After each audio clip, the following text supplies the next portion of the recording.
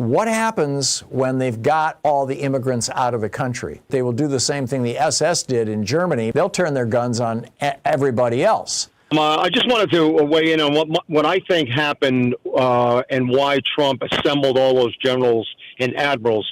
I think it started in 2020 when Milley finally said enough of this. When Trump held up the Bible upside down, and Milley obviously identified his role as not being part of enforcing the law. I agree. He later apologized for that, in fact, in the press. Yeah. Yeah, and I think what happened as a result, right after that, and maybe you caught this and maybe not, because most people didn't, Trump then gave a speech talking about why the rank and file likes him and the officer corps doesn't. Mm-hmm. And he said that I'm keeping them out of war. So he was clearly driving a wedge between the officer corps and the rank and file. Now, what happened this week was he assembled those people to see how they would react to his new pitch with his the Department of War, Whiskey Pete, giving his ideas how we should approach the Department of Defense.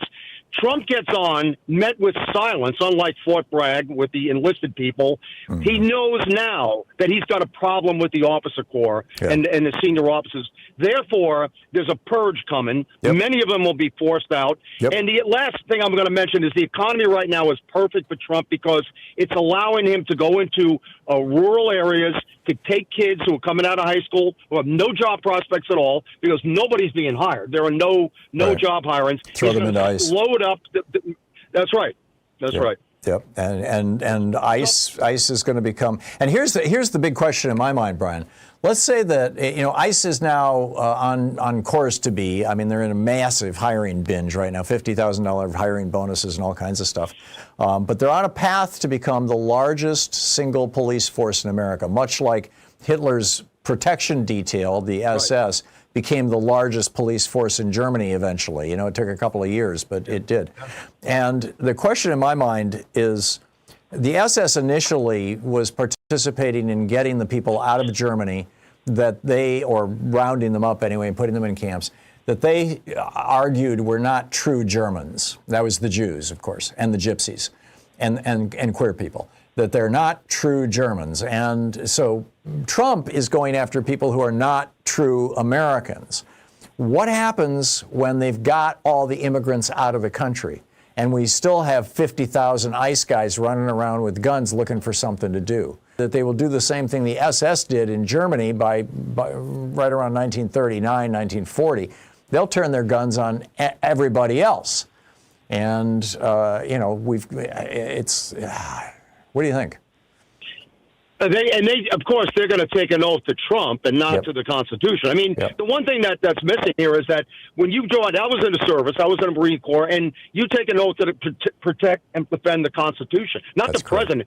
Teddy Roosevelt talked about that. The loyalty is to the country and the Constitution, not the president. Trump wants to change that dynamic, and therefore he's turning this into what he wants in his image and likeness, a police state controlled by him. But at the end of the day, Tom, here's what it comes down to. A third of the country did not vote in the 2024 election. That's how he won, right? And most of those people, I suspect, are suffering. In addition to bringing you the Thom Hartmann program here on Free Speech TV and Video Media Online, we also have a whole set of ways you can interact with us and tools you can use to spread the word about the importance of democracy and the threats to it in our republic. First, there's your daily homework.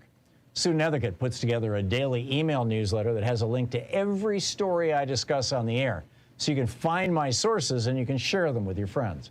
It's free and you can sign up at thomhartmann.com. Second, I publish my daily take every day over at the hartmannreport.com website. That's also free if you want the daily 5 days a week rant in your inbox. No ads either. Third, we have the podcasts. There's the free 1-hour version of our daily show that's advertising supported. You can find that wherever you get your podcasts normally. And then there's also the podcast of the entire 3-hour show with no advertisements, and that's available by subscription over at thomhartmann.com. So check them all out at thomhartmann.com and hartmannreport.com.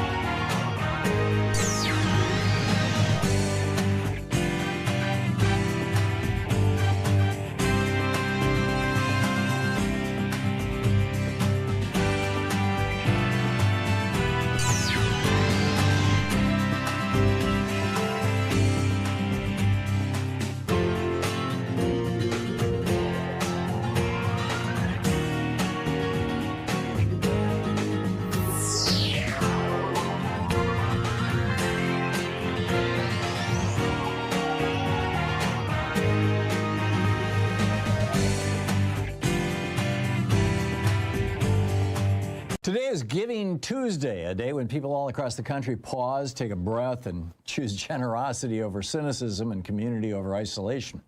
It's a moment when we remember that democracy isn't powered by billionaires or corporations. It's powered by us, ordinary people giving a little consistently to build something extraordinary.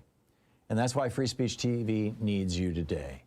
In a year when truth itself has been under unrelenting pressure, when we've watched misinformation spread faster than facts, when corporate media have trimmed journalism down to sound bites and stock prices, Free Speech TV has stayed the course.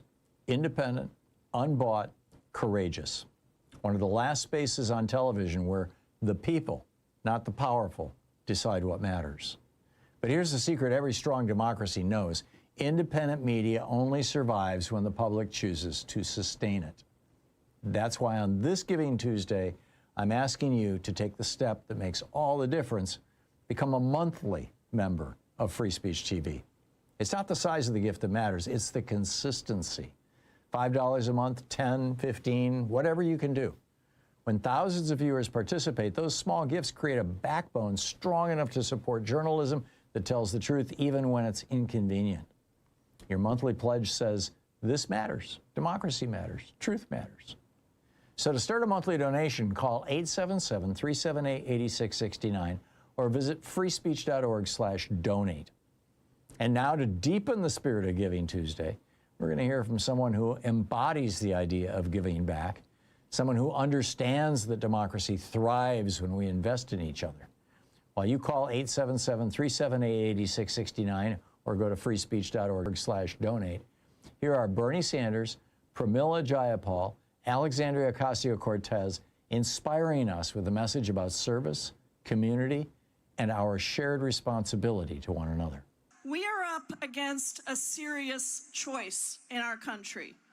At the 1787 Constitutional Convention, Benjamin Franklin was asked what kind of a government they were establishing, a monarchy or a republic?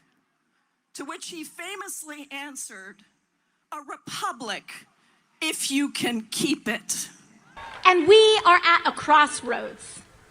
We can either have extreme wealth inequality with the toxic division and corruption that it requires to survive, or we can have a fair economy that guarantees health care to all for working people, along with a democracy and freedoms that uphold it.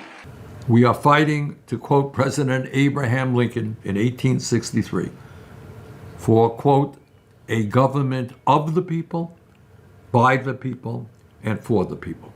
We are at that if you can keep it moment.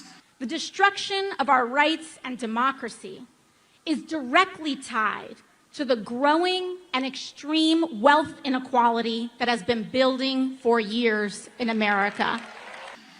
It would be easy to look around us at what's happening and throw up our hands, be angry, be frustrated, blame someone else, or just disengage because there's too much hate and corruption, cruelty, and violence. We need to come together.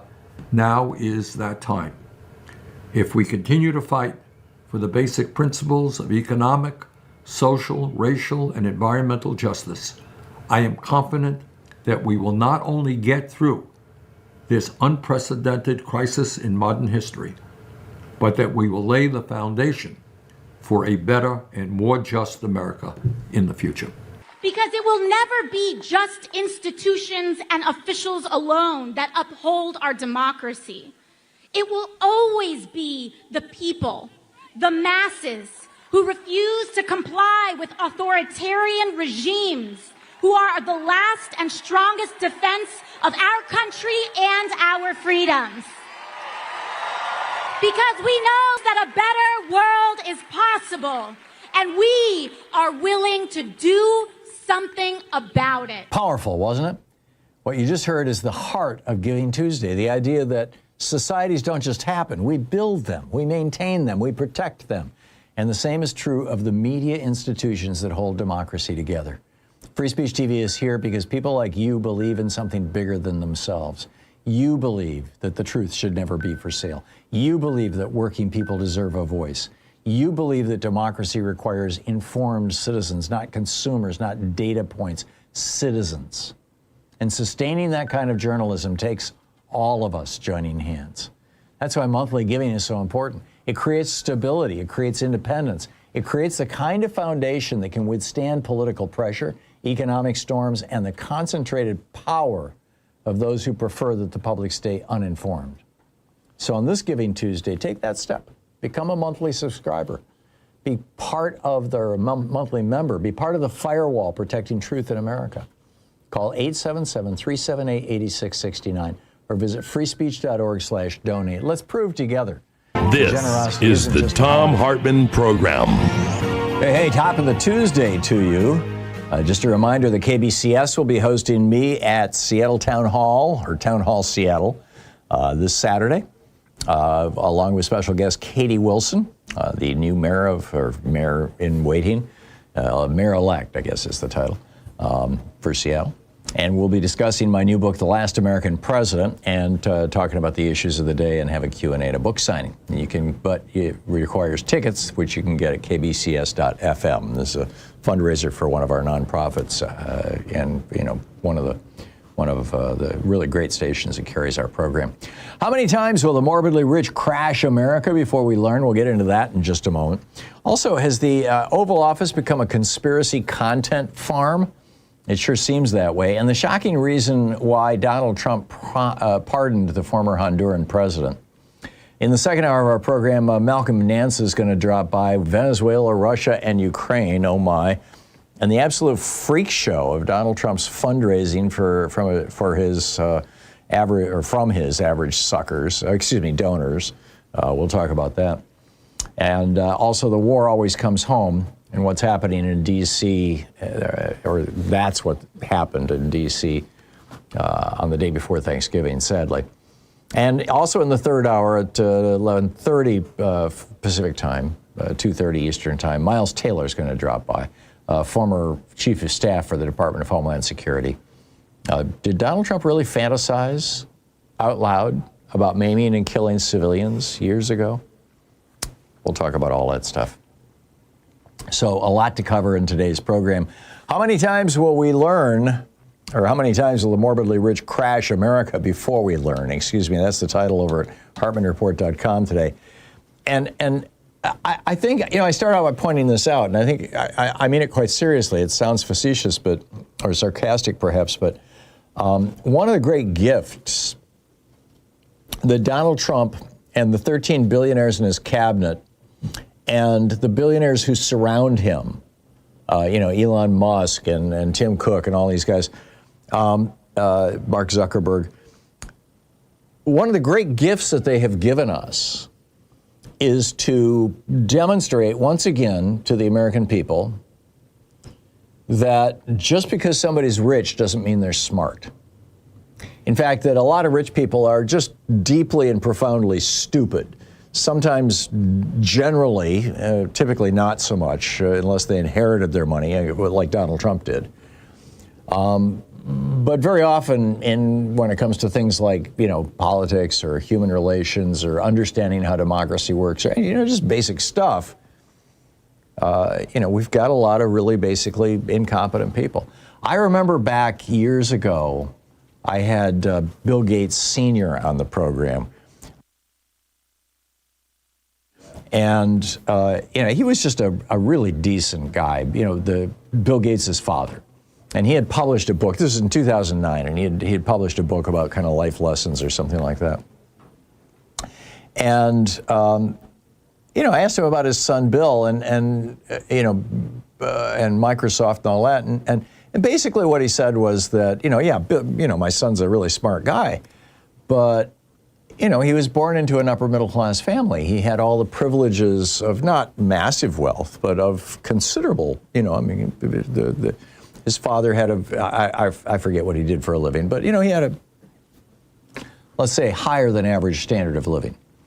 And he made the point that, that opportunity can be circumscribed by, the economics that you're born into. The talent is everywhere, but opportunity isn't necessarily everywhere. And that very often privilege, not genius, is what, insulates foolish people from the consequences of their foolish decisions. I mean, look at these guys. Trump's casinos went Trump declared bankruptcy, 5, 6 times? He claims windmills cause cancer. He altered a hurricane map with a Sharpie rather than admit that he was wrong. His incompetent handling of COVID caused an unnecessary 200,000 at least American deaths. Elon Musk blew through $44 billion to buy and then destroy Twitter. He cheerled the destruction of USAID, which has now led to the death of several 100,000 people and is predicted to lead to the death of multiple millions of people. I mean, these aren't the moves of geniuses. These are the stumbles of people, of men who are surrounded by, yes men and lickspittles who are afraid to tell them the truth. And as we realize this, I mean, Trump is doing he's doing one of his cabinet meetings, right now, where he sits there and he rambles on. He was going on and on and on about how we've cut drug prices 300%, 400%, 500%, maybe 900%. Well, when you cut a price by 100%, you take it to zero, right? Say you've got something that's $25. Well, let's say it's a $100 drug, right? If you cut the price by 100%, it's now a $0 drug. But if you cut it by 200%, the drug company has to pay you $100. If you cut it by 500%, the drug company has to pay you $500 to take their drug. I mean, Trump is incoherent. And I think America is figuring it out. And you got Pete Hegseth passing the buck, on this murder in the Caribbean, or is it a war crime? And so anyhow, we've seen this movie before. I mean, we have been here before. We saw this in the 1850s when the Southern plantation oligarchs rose up and tried to destroy this country. Their explicit goal was to end democracy in the United States. We saw it in the 1890s when, the Rockefeller and Carnegie and all these guys basically just, kind of owned the country and then produced the Great Panic of 1897, which, led to Teddy Roosevelt in 1901 when he became president, when McKinley was assassinated, led Teddy Roosevelt to say, okay, enough with the rich guys. I'm one of them. I know how screwed up this class of people is. And pretty soon, we had a 90% income tax. I mean, it took another 15 years or so, but we ended up with a 90% income tax. And, you had the Teddy Roosevelt breaking up the big trusts. And then we saw it again in the Roaring 20s. And, F. Scott Fitzgerald essentially ridiculing, that wealthy class. And then what did they do? They crashed the economy. We had the Republican Great Depression. So over and over again, Americans keep learning this lesson. And every time the oligarchs crash the economy, like they did in 1897, like they did in 1929, like they're about to do right now, I believe, whenever that happens, Americans go, thank you for reminding us. That's what Republicans do. That's what conservatives do. They make the rich super rich, and then they destroy things. And we've got this weird notion in America that just because somebody's rich means they're smart. And we just, many rich people are, they may be bright, but smart enough to earn, $1 million a day, which is, by the way, only $365 million a year, which is nothing compared to what some of these guys are making. Right? Who's worth that? Nobody. I mean, so the truth is that America has always been its strongest when we remember that a great nation is created by great communities, not great fortunes. And when we measure character by contribution, not by bank balance, when we demand guardrails and boundaries and democratic accountability for everyone, the morbidly rich are not going to police themselves. They never have. And so it falls to us. We've got to do this. And if we forget that lesson, again, that you can't trust the morbidly rich to run your damn country.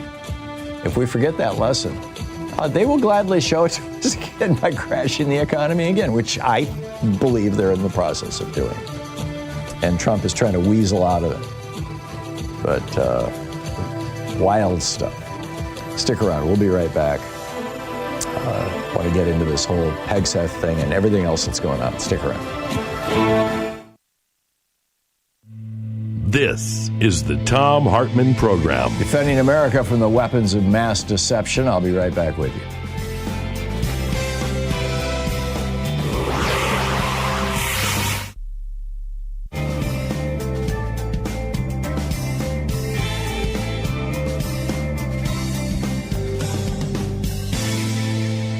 And welcome back. Ray in Inglewood, California. Hey, Ray, thanks for listening to KPFK. What's on your mind today?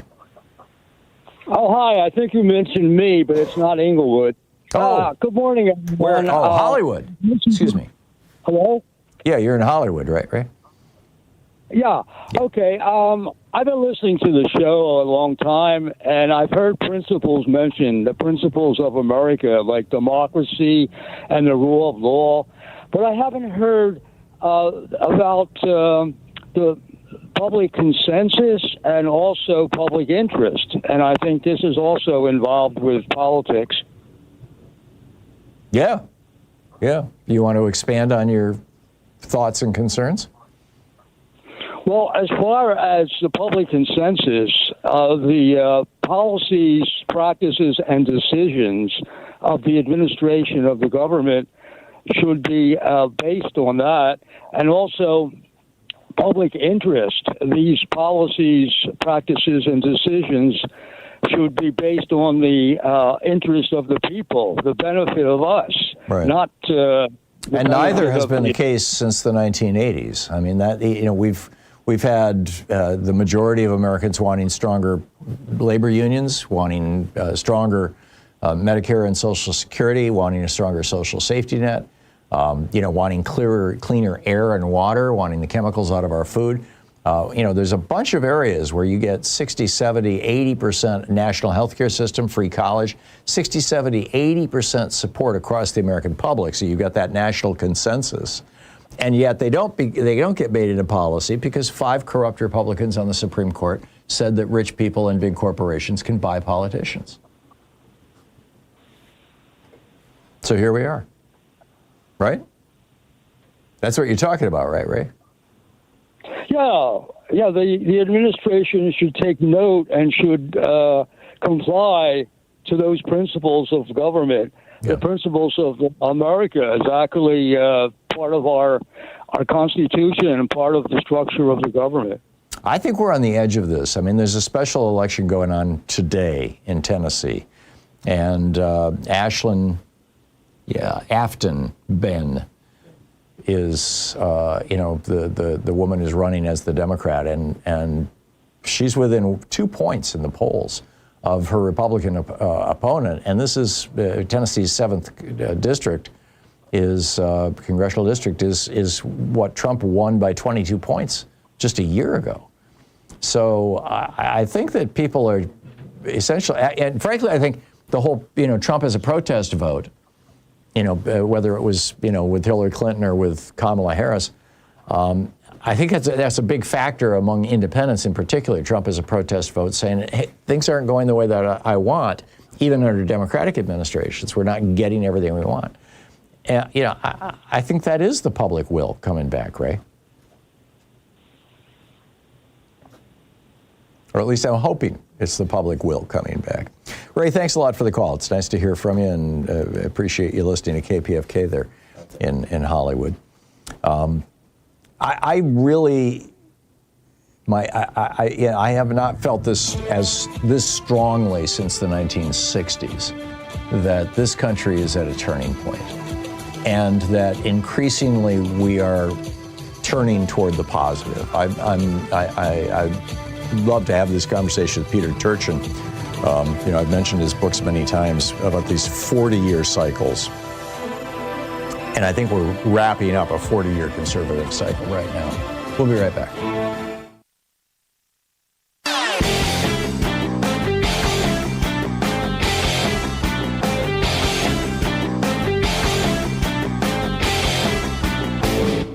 Change starts with you. You can be calling your Democratic or Republican representatives to let them know what you think by calling 202-224-3121. It's the Capitol switchboard. It'll get you right through to them. So a lot of people are wondering, why is it in America that we can't have nice things? Why don't we have, the same things every other democracy has? Every other democracy in the world has a national health care system of some form, and everybody is covered. We don't. We've got 27 million uninsured people and over 100 million underinsured people. Why is that? Why is it that every other country in the world offers college education very inexpensively, if not for free, and for here you go to debt? Why is it that we've got our public schools crumbling and other countries are doing well? Why is it that we've got Medicare being taken apart by this Medicare Advantage scam and nobody will do anything about it? Well, it turns out the reason why it boils down to one thing, one Supreme Court decision, Citizens United, legalizing the bribery of our politicians. There's a whole rant about this over at HartmannReport.com. I think you're going to find it very, very useful. Check it out.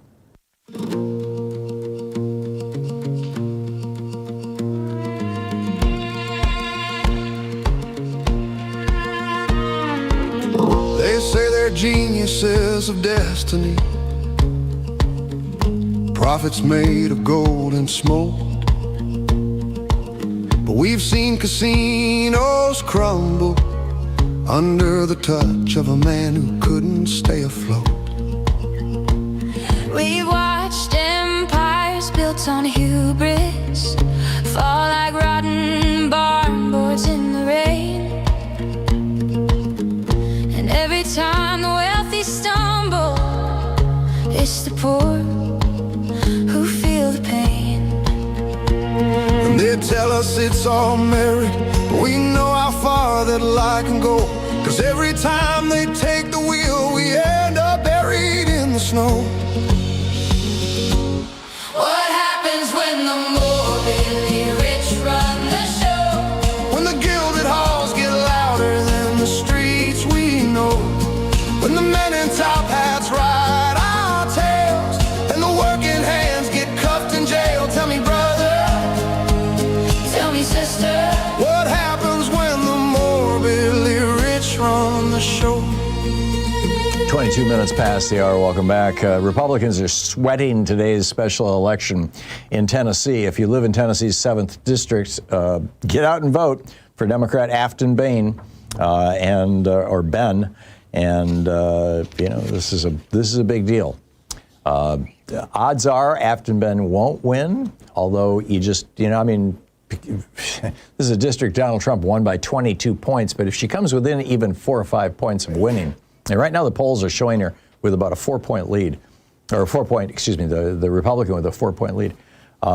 If she's, anything less than 10 points, and this is a complete repudiation of not just Trump, but Republican policies in general. Speaking of Trump, overnight, this is basically, this should be the biggest news story out there. Trump posted 160 tweets last night between 7 p.m. and midnight. He just went on a tear, and he was up again at 5:30 this morning tweeting. The guy is sleeping 5 hours a night, which is a bad sign. And he was attacking Gavin Newsom and Nancy Pelosi and Ilhan Omar and Barack Obama and retweeting Alex Jones and saying that Michelle Obama may have used Biden's auto pen. An AI-generated video of Elon Musk talking about Trump's vow to immediately revoke temporary protection for Somalis, for black immigrants in Minnesota. Senator Mark Kelly, he branded him a traitor again last night. He demanded the release of Tina Peters in Colorado, the woman who is in prison for trying to rig the election for Trump. He reposted a clip of him calling a reporter stupid. He's apparently quite proud of that. This 160 tweets in 7, 8, 9, 10, 11, 12, in 5 hours this is nuts. There's something going on here. And when the director of national intelligence, by the way, it just came out, this Tulsi Gabbard saying that Obama committed treason. And Trump retweeted this last night, saying that he's going to put Obama before a military tribunal. I mean, this is the kind of crazy stuff. And then you've got Trump's pardon of the former Honduran president, this multimillionaire who smuggled over 100 tons of cocaine into the United States, an estimated 100 tons, 45 years in prison. A jury, an American jury sentenced him to 45 years in prison. Why is he being pardoned? Because he helped create Prospera, apparently, according to Paul Krugman. This is an island off Honduras's coast that was given the power of self-government, heavily funded by, according to Paul Krugman, quote, Silicon Valley billionaires, including Peter Thiel, Sam Altman, and Mark Andreessen, end quote. And in 2013, Honduran law was altered to allow for this. The Supreme Court knocked it down. A right-winger came into office, fired 4 Supreme Court, replaced 4 Supreme Court justices. Now it's legal. This guy that just got pardoned, Hernandez, it was a big champion of this. And the current president, who is his successor's wife, long story, is trying to get back some sovereignty for this island. And the guess is that Trump pardoned this guy so that he can go back to Honduras and mess with their politics to make Prospera once again available to the billionaires, or keep it available to the billionaires. Trump doesn't care about the war on. This guy is the largest cocaine smuggler into the United States in history. And Trump pardoned him. And the guy walked out of jail, out of prison yesterday, 45 years. Tell me this is the law and order GOP? Really? No, this is the most corrupt party in the most corrupt administration in the history of the United States, bar none. What say you? I'll pick up your calls on the other side of the break. You're listening to the Thom Hartmann Program. Call 202-808-9925. Speaking the truth, the multinational corporations and the morbidly rich would really rather you weren't hearing. I'll be right back with you.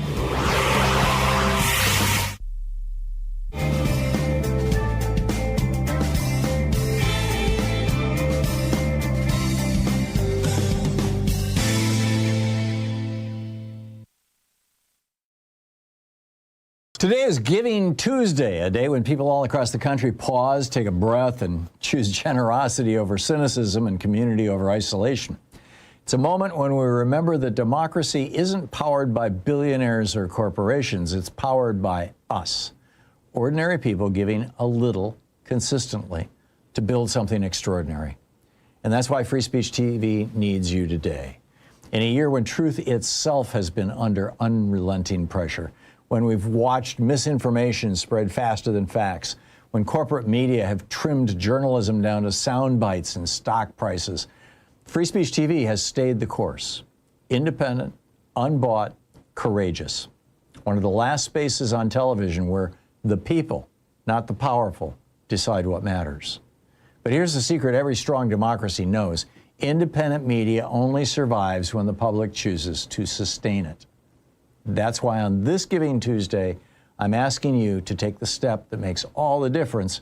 Become a monthly member of Free Speech TV.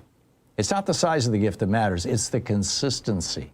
$5 a month, 10, 15, whatever you can do. When thousands of viewers participate, those small gifts create a backbone strong enough to support journalism that tells the truth even when it's inconvenient.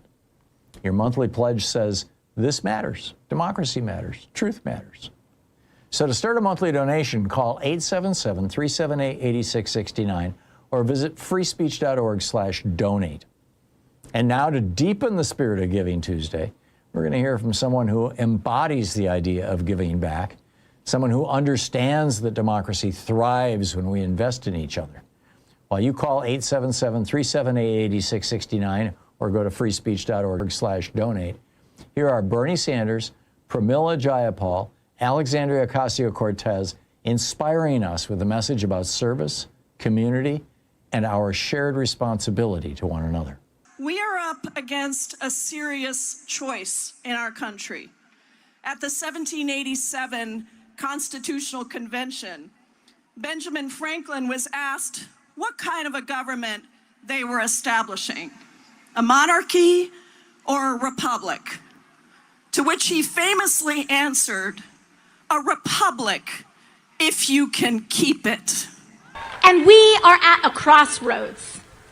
We can either have extreme wealth inequality with the toxic division and corruption that it requires to survive, or we can have a fair economy that guarantees health care to all for working people, along with a democracy and freedoms that uphold it.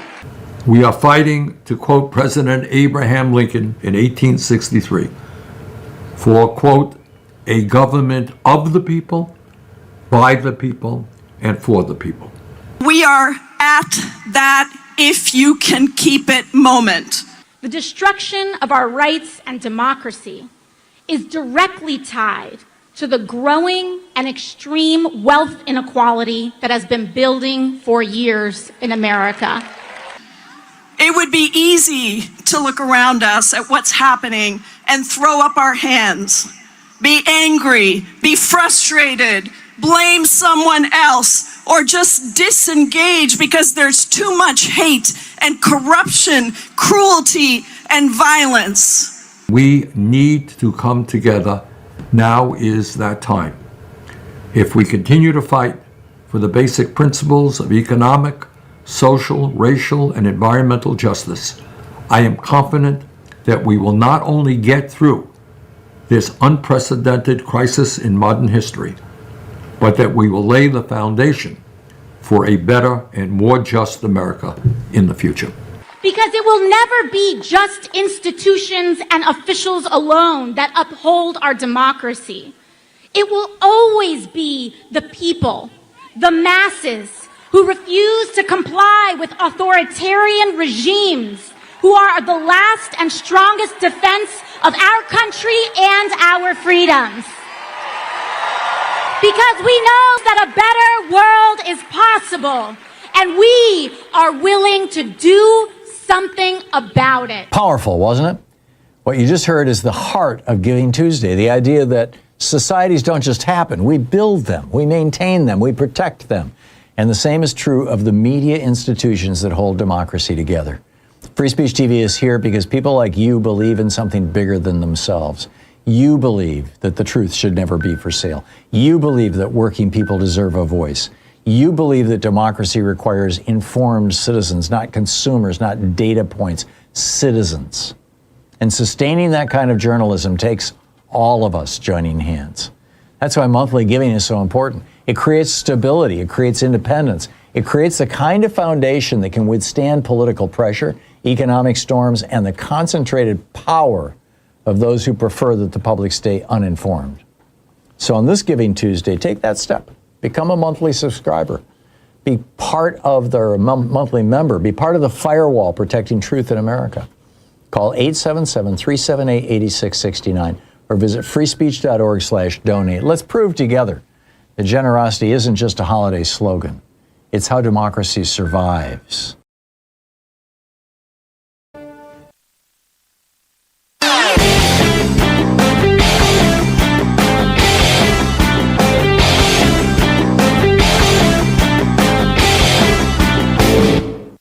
Hey, Bellevue, Seattle, and Tacoma. Catch me at Town Hall Seattle on Saturday, December 6th, with special guest Katie Wilson for a night focused on the most pressing issues in progressive politics. I'll discuss my new book, The Last American President, cover the day's most current concerns, and hold a Q&A and book signing. Tickets are available now at kbcs.fm. And I hope to see you there. Tag, you're it.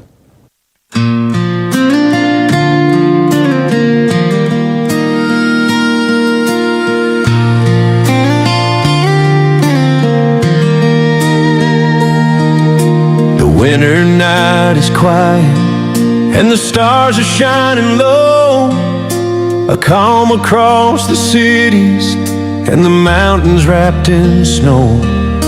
And somewhere far beyond us, hearts are dreaming just like mine. We're all reaching for the same warm light in this tender holiday time.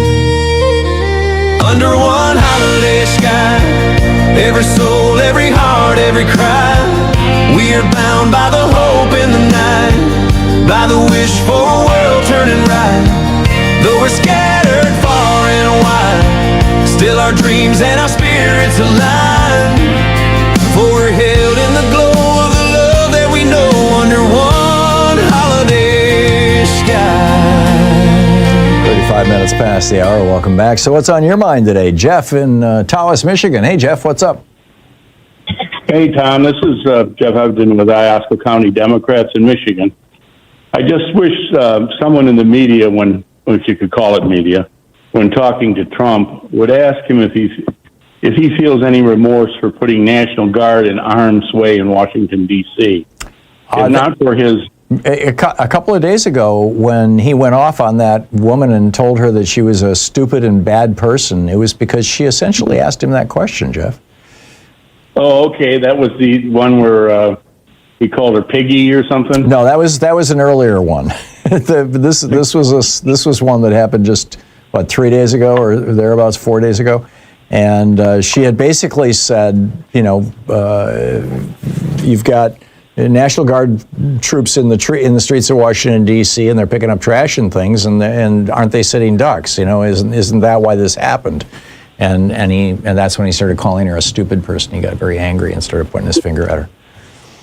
Well, if not for his uncalled for troop deployment, these soldiers would not have been put in harm's way. Correct. This just supports the senators and congressmen that served that have stood up to him about following legal orders only. Yep. We had Jocelyn Benson, Secretary of State. I know you met her before at our headquarters last month. She was fantastic. She's running for governor, of course. Yeah. I She's told a tough her that. Cookie. She told her story about being swatted and the different things that she had been put through. I told her that I admired her courage to stand up to the violent acts that she has had to endure, and her family as well, her young son. I have to feel that there is hope when candidates like this step up. What say you? I agree. I completely agree. And, Gavin Newsom now has kind of slid into the lead in the polling for the Democratic primary. Of course, it's 2.5 years away, but and the thing that has gotten him there, and J.B. Pritzker is a close number 2, the thing that's gotten both of them there is that they're standing up to Trump. And I think increasingly Americans want to see politicians stand up to Trump. And Trump, of course, his ratings are in the toilet because his behavior has been just reprehensible. So, yeah, I'm with you. Jeff, I got to move along, but thanks for the call. Nice to hear from you, and keep up the great work there with what was the county again, Jeff, in Michigan? The Iosco County Democrats in Tawas, Michigan. There you go. Thanks a lot, Jeff. Good talking to you. Jerry in Tampa, Florida. Hey, Jerry, what's on your mind today? Hey, Tom, I was calling because I really do think there's a conspiracy between the fact that Trump pardoned the narco-terrorist, the one who'd already been convicted, and the fact that they're trying to obliterate these boats, because I was wondering before where they were coming up with their reasonable grounds to go after them, and then I realized that he just pardoned a narco-terrorist, so that's what he's using as his reasonable grounds, is that there are drugs being smuggled in these boats, allegedly. Right. Well, there's a simple lesson here. If you smuggle 100 tons of cocaine into the United States and make hundreds of millions of dollars from it, and figure out some way to kick some of it back to the Trump family, you get a pardon, right? On the other hand, if you're a poor fisherman who signs up for $100 a day job of moving a boat between Trinidad and Venezuela with or without drugs, but let's say it's with drugs, then you get killed. I think we get what's going on here. Trump is for the rich guys, even the rich drug dealers. I mean, he also pardoned the guy who ran the dark website. I forget the title of it. That was the largest international drug trade site in the world. he's pardoned two of the largest narco terrorists ever. But yeah, let's blow some guys, some poor fishermen out of the water.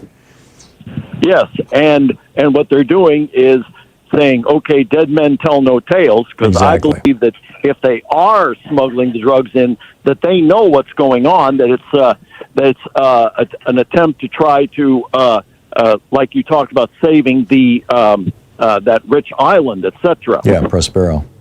Yeah. No, it's absolutely, when the billionaires' interests are at stake, given what 5 corrupt Republicans on the Supreme Court have done, when billionaire interests are at stake, the billionaires get what they want. And it's been going on that way for 40 years, and it's got to stop. And and hopefully it will soon, one day soon. Do I have time for another anecdote? Sure. Okay. No King's Day, I couldn't participate in a rally because I had to work, but I put on my social platform a picture of me wearing my "Don't Blame Me, I Voted for Kamala" T-shirt, and the site responded, you got over 1,000 hits on that. Well, it turns out that 998 of them were unprintable. I can't even discuss them here, and most of them couldn't spell. But then I read that Musk has turned off the location thing, so it turns out most of them probably are chatbots. Or trolls, paid trolls, often by Russia. Correct. Who are based out of Malaysia and the Philippines and whatnot, where a lot of people speak English. Yeah, no, I get it. Right. Yep, Jerry, thanks for the story. That's why I've stopped posting over at X, over at Elon Musk's sewer. I haven't posted there in I think about a year. Jerry, thank you for the call. George in Cripple Creek, Virginia. Hey, George, what's on your mind today? Hey, Tom, how you doing? Yeah, very interesting item. Mm-hmm. Admiral Dragoni, the head of the NATO Military Commission, is advocating a more aggressive NATO stance against Russian hybrid warfare, the drones and aircraft, etc. Well, plus and the cyber stuff. He stated that a preemptive strike against Russia could be a defensive action. I saw that. I've heard any. But didn't he clarify that he was talking about a preemptive internet strike against Russia, not a military strike? Oh, maybe I missed that. Maybe that was what he was talking about. But that's still, the Russians will regard that as an act of war. Sure. This is their use of the internet, particularly since 2015. Oh yeah, they've got a bunch of hackers and special military units that are dedicated to that. Yep, and they consider it warfare. I mean, Putin is under no illusions. He's not at war with us. What do they call it? Asymmetrical warfare or something like that. Mm-hmm. Yeah. And another quick item. Ukraine on Friday and today hit 3 shadow fleet Russian oil tankers in the Black Sea with Navy motorboat drones. This is the first time they've actually attacked any of those Russian shadow fleet tankers. Wow. They've done a pretty good job of sinking a lot of the Russian Black Sea fleet, but that's a major escalation on Ukraine's part. Did the tankers go down? And the tankers were headed for Novorossiysk, which is a major Russian oil terminal port on the Black Sea. Mm-hmm. Did the tankers go down? And no, they were damaged, but none of them sunk because they were basically empty. Headed to, I guess, load up on Russian oil. They were going back to fill up. So are they going to continue on their path? I mean, is it a repairable damage or? Yeah, I think they'd have to repair them before they could consider voyaging anywhere else. And it's interesting that 2 of the tankers were under Gambian registration. The Russians use flags of convenience like Liberia, etc., to try and avoid the oil sanctions. Right. Well, they're not our ships. They're registered under some African country or something like that. Yeah. Well, that's an old trick, and they're still doing it. Yeah, they've been doing that since the days of sail, sailing under false colors. That's what it's called. You're right, George. Thank you. It's always so nice to hear from you. I appreciate the call. Yes, thank you, Tom, and keep up the good work. Thank you. Bye now. It's 44.5 minutes past the hour. I'll be back with more of your calls in just a minute. Stay with us. It's the Thom Hartmann Program, the True People's Media.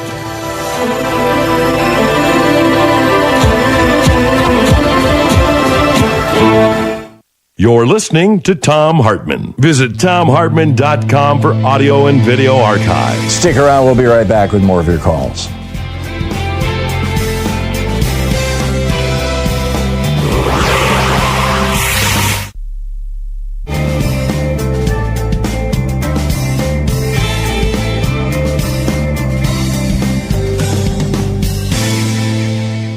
I would love to be a fly on the wall in the 7th District of Tennessee, or specifically, I'd love to watch local television for the last few days and see what kind of crap the Republicans and right-wingers are throwing at this Democratic candidate, Ashland Bend or Ayland Bend, Afton Bend. There we go.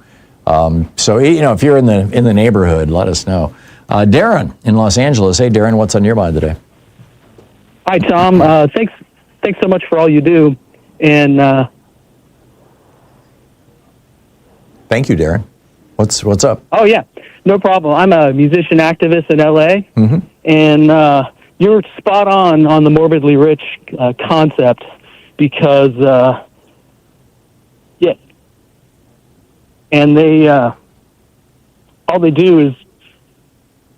Darren, if you've got a radio on and you're hearing that, you need to turn it down because there is a 7-second delay between you and me and what goes out on the air. Got it. Sorry about that. Anyway, the morbidly rich, I agree that the majority of them are idiots and stupid and, born on third base and think they hit a triple. But there's a small group, I call them, shrewdly selfish, is they take advantage of these ups and downs in the system because they can weather the storm, economic storm, and they could buy low on stocks and property and stuff like that. Oh. Years ago, I worked for... I'm sorry, keep going. Yeah, years ago, I worked for a company that was owned by Leonard Ross, actually bought by Leonard Ross, who's a billionaire dude who buys up stuff. He bought the William Hearst mansion in Beverly Hills, and we used to go to meetings there because we'd come to him for the meetings. Mm-hmm. But he made his money buying in the dip in Houston. He bought all kinds of commercial property and everything. And he told me directly, he's like, I love it when everything tanks because I can buy everything up. And again, they don't really care about exactly right. Some of the biggest fortunes in America were made during the Republican Great Depression. Yeah, so all these dips are by design. Yeah. And again, with people with like Stephen Miller and stuff, you may totally disagree with his policies, which I do, but he's shrewdly smart, and he's leveraging Trump and people like that to get his aims and everything going forward. Years ago, I wrote a song called Stand or Fall, and like 15 years ago, and we weren't doing mass protests and stuff like that, and I'm revising it and re-recording it. I'll send it to you because our society and world and times have like caught up to the message of the song, so cool. It would be great. I dig what you guys are doing with the AI stuff, but you need to have some real music too. So I wish we could, Darren. If the problem is if your song has ever appeared anywhere that Google has access to, in other words, if it's ever appeared on Spotify or YouTube or anything else, then the minute that we play that on this show, they demonetize our program. And, and you don't want that to happen. Yeah, well, we can't, because that revenue is basically paying Nate's salary. So I got it. So I just have to do stuff that's completely, that there's no possibility of a copyright. Sadly, I would much, we used to play songs all the time. Yeah, you just, I remember that. Yeah. Yeah, and we used to get music from people like you, and I so loved that, and I want to go back to it. But we, since we started streaming on YouTube a couple of years back, we just haven't been able to. Darren, but thank you for the sentiment. Yeah, thank you too. Yeah, and you're absolutely right about the morbidly rich. They love these crashes. They absolutely love them. Darren, thanks for the call. It's 49 minutes past the hour. We'll be back in just a minute with more of your calls. Stick around.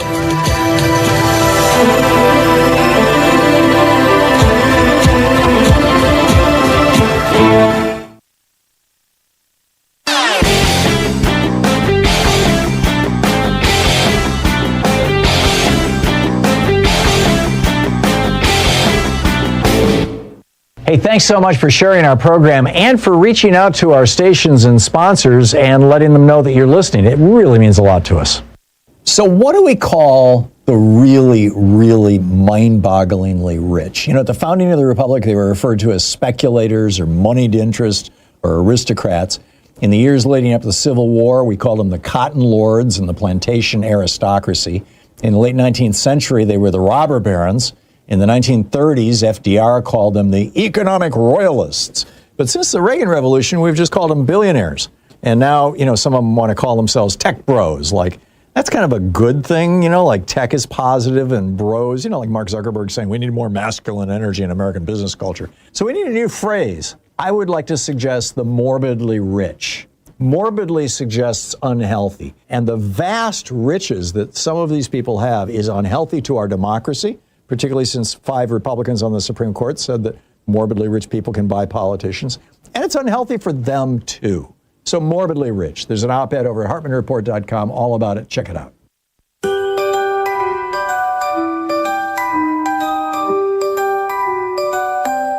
I really can't stay. Liberals, it's cold outside. Trump won't go away. Liberals, you've nowhere to hide. His tweets are so grim. He's just warming up again. The chaos is great. Your outrage is late. The courts are his toys. Liberals, it's cold outside. He silences voice. Democracy's just his right. The middle class sings. Let's toast to tax breaks and trees. Welcome back. 51 and a half minutes past the hour. Picking up your calls here. Alfredo in Mountain View, California. Hey, Alfredo, what's up? Hey, Tom. Thank you for taking my call. Sure. So, the GOP stands for grifters, oligarchs, and pedophiles. Apparently. Anyway, you were talking last week about how Republicans refer to Democrats as Democrats with emphasis on rats. Right. And, you were talking about we need to find a word for the Republicans. And you have mentioned this on the air. What do you think about referring to them as Republicans? Yeah. None of these have caught fire, Alfredo, because none of them are, that easy to use and we can't get a consensus. But so there's the Republicans and the Republicans and the Repubians, and I don't know. On the part of me doesn't want to sink to their level. Another part of me would be delighted if we could come up with something, Well, they're con men. In my opinion, they're con men. They behave like con people. Yeah. No, I get it. That's my thought for today. But thank you for everything, Tom. Okay, right. Thanks a lot, Alfredo. Nice hearing from you. Roger in Seattle. Hey, Roger, what's up? First, I want to welcome you to Seattle. I'll hopefully see you Saturday. Great. Can I put on my phone? I don't want to try to mess things up by having phone rings or whatever on my speakerphone here. Can you hold on a sec? Yeah. Okay. Roger, are you still there? Oh, we lost Roger. Okay. Ann in Tampa, Florida. Hey, Ann, or Trinity, Florida. Excuse me. Thanks for listening to WMNF. What's up? Thank you, Tom, for what you do. I was calling really because I think that we need to start referring to the whole Venezuela farce as Trump and wagging the dog, because Venezuela is not a large drug producer, and if everything that he is saying about wanting to go after drug dealers, he would not have pardoned the ex-Honduras president that he just pardoned, who I believe they had getting $1 million bribe in order to use Honduras as a route to the U.S. But it was the Silk Road founder that I think that you were referring to Silk earlier. Road, yeah, thank you. That was the largest, and he was convicted, or he was sentenced to 2 life terms, because there was also, I think, some murder involved. Right. But and they were trafficking children for sex too. Okay. But so he did that as soon as he got into office. Yeah. So, and then, not even 11 months later, he is pardoning a kingpin, a drug kingpin. And he's claiming, by the way, he's blowing these boats out of the water and claiming it's fentanyl. They don't even make fentanyl in Venezuela. The fentanyl is either made here or in Mexico, or it's coming from China. Yes. And, the boat that had the 11 passengers on it, if you look at that boat, you can see the keel of the boat in the front, and from the nose, it comes out maybe 2 feet. It might even be more like 15 inches. But there is no way. And then you're seeing the boat, and you can see the actual people. And when you count out 11 people, there's no room for anything else. Right. The best guess is these were either people going to work or refugees. Yes, and Trinidad. So also, I'm originally from Virginia area, Virginia Beach. And Ocracoke is an island off of the coast of North Carolina that people will go to for, a little day trip. And Ocracoke is 24.25 miles from Hatteras. Trinidad is 7 miles from the coast of Venezuela. 7 miles. Yeah. And we know that 2 Trinidadians were murdered because the president of Trinidad informed us that they were going over to work in Venezuela, and they were murdered. That's right. And if anybody was smuggling, the odds are much, much higher that they were smuggling cigarettes or, something that's taxed. They were trying to get around a tariff or something like that, rather than drugs. The drug smugglers are a little more sophisticated these days than just running these high-speed boats. They've got actual submarines and stuff. And these are fishermen. These are not like really high-speed. They're not cigarette boats that they're blowing out of the water. Yeah, that's true too. And those are the boats that, that go really fast. Yeah. But also, I'm not sure how they think that a boat from Venezuela is going to be able to get to the shores of the U.S. because it takes a lot of gas. It would have to stop and refuel over 20 times. It's like 1,000 miles.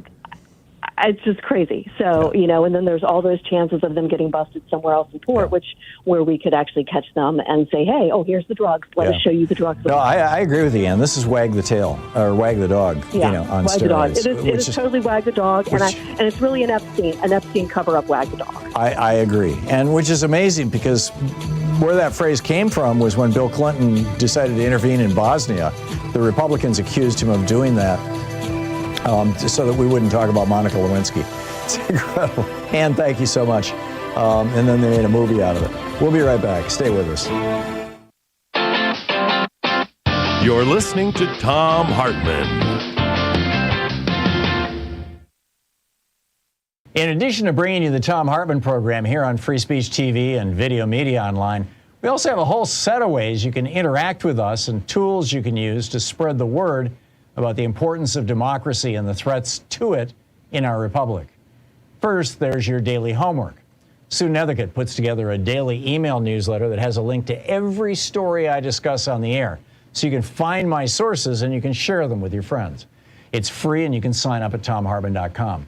Second, I publish my daily take every day over at the hartmannreport.com website. That's also free if you want the daily 5 days a week rant in your inbox. No ads either. Third, we have the podcasts. There's the free 1-hour version of our daily show that's advertising supported. You can find that wherever you get your podcasts normally. And then there's also the podcast of the entire 3-hour show with no advertisements, and that's available by subscription over at thomhartmann.com. So check them all out at thomhartmann.com and hartmannreport.com.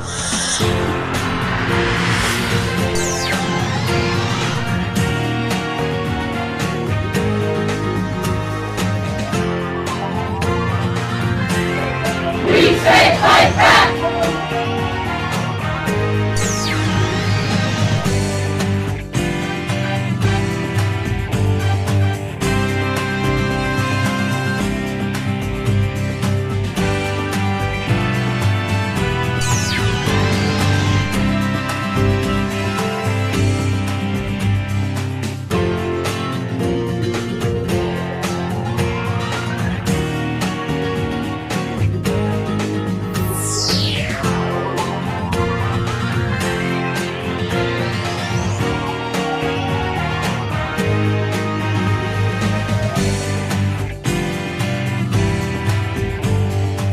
Today is Giving Tuesday, a day when people all across the country pause, take a breath, and choose generosity over cynicism and community over isolation.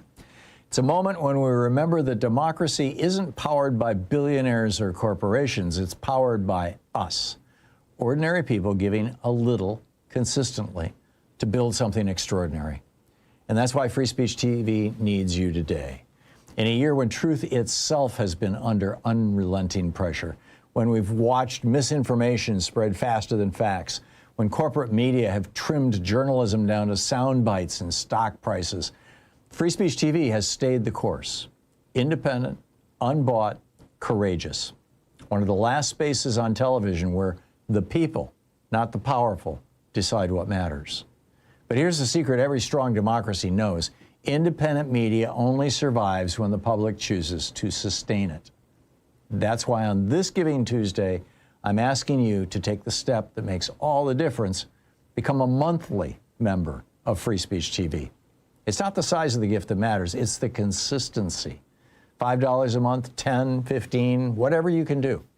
When thousands of viewers participate, those small gifts create a backbone strong enough to support journalism that tells the truth even when it's inconvenient. Your monthly pledge says, this matters, democracy matters, truth matters. So to start a monthly donation, call 877-378-8669 or visit freespeech.org/donate. And now to deepen the spirit of Giving Tuesday, we're going to hear from someone who embodies the idea of giving back, someone who understands that democracy thrives when we invest in each other. While you call 877-378-8669 or go to freespeech.org/donate, here are Bernie Sanders, Pramila Jayapal, Alexandria Ocasio-Cortez, inspiring us with a message about service, community, and our shared responsibility to one another. We are up against a serious choice in our country. At the 1787 Constitutional Convention, Benjamin Franklin was asked what kind of a government they were establishing, a monarchy or a republic, to which he famously answered, a republic, if you can keep it.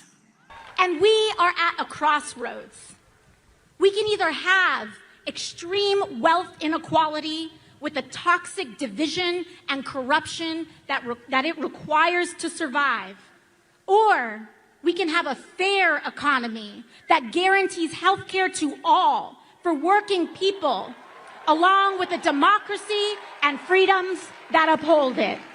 We are fighting, to quote President Abraham Lincoln in 1863, for, quote, a government of the people, by the people, and for the people. We are at that if you can keep it moment. The destruction of our rights and democracy is directly tied to the growing and extreme wealth inequality that has been building for years in America. It would be easy to look around us at what's happening and throw up our hands, be angry, be frustrated, blame someone else, or just disengage because there's too much hate and corruption, cruelty, and violence. We need to come together. Now is that time. If we continue to fight for the basic principles of economic, social, racial, and environmental justice, I am confident that we will not only get through this unprecedented crisis in modern history, but that we will lay the foundation for a better and more just America in the future. Because it will never be just institutions and officials alone that uphold our democracy. It will always be the people, the masses, who refuse to comply with authoritarian regimes, who are the last and strongest defense of our country and our freedoms. Because we know that a better world is possible, and we are willing to do something about it. Powerful, wasn't it? What you just heard is the heart of Giving Tuesday, the idea that societies don't just happen. We build them, we maintain them, we protect them. And the same is true of the media institutions that hold democracy together. Free Speech TV is here because people like you believe in something bigger than themselves. You believe that the truth should never be for sale. You believe that working people deserve a voice. You believe that democracy requires informed citizens, not consumers, not data points, citizens. And sustaining that kind of journalism takes all of us joining hands. That's why monthly giving is so important. It creates stability, it creates independence, it creates the kind of foundation that can withstand political pressure, economic storms, and the concentrated power of those who prefer that the public stay uninformed. So on this Giving Tuesday, take that step. Become a monthly subscriber. Be part of the monthly member. Be part of the firewall protecting truth in America. Call 877-378-8669 or visit freespeech.org/donate. Let's prove together that generosity isn't just a holiday slogan. It's how democracy survives.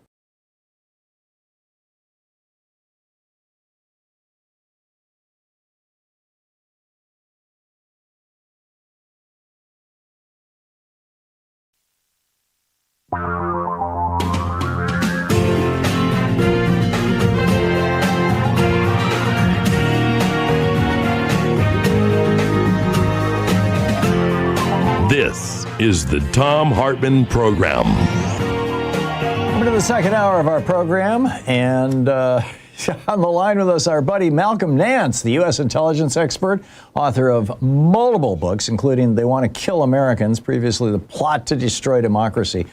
He's also got a must-read Substack newsletter at malcolmnance.substack.com. And it's Malcolm Nance on Blue Sky, MALCOLMNANCE. Malcolm, welcome back to the program. It's been too long since we've talked. Well, always interesting, and it's not like anything's going on this week. Yeah, for sure.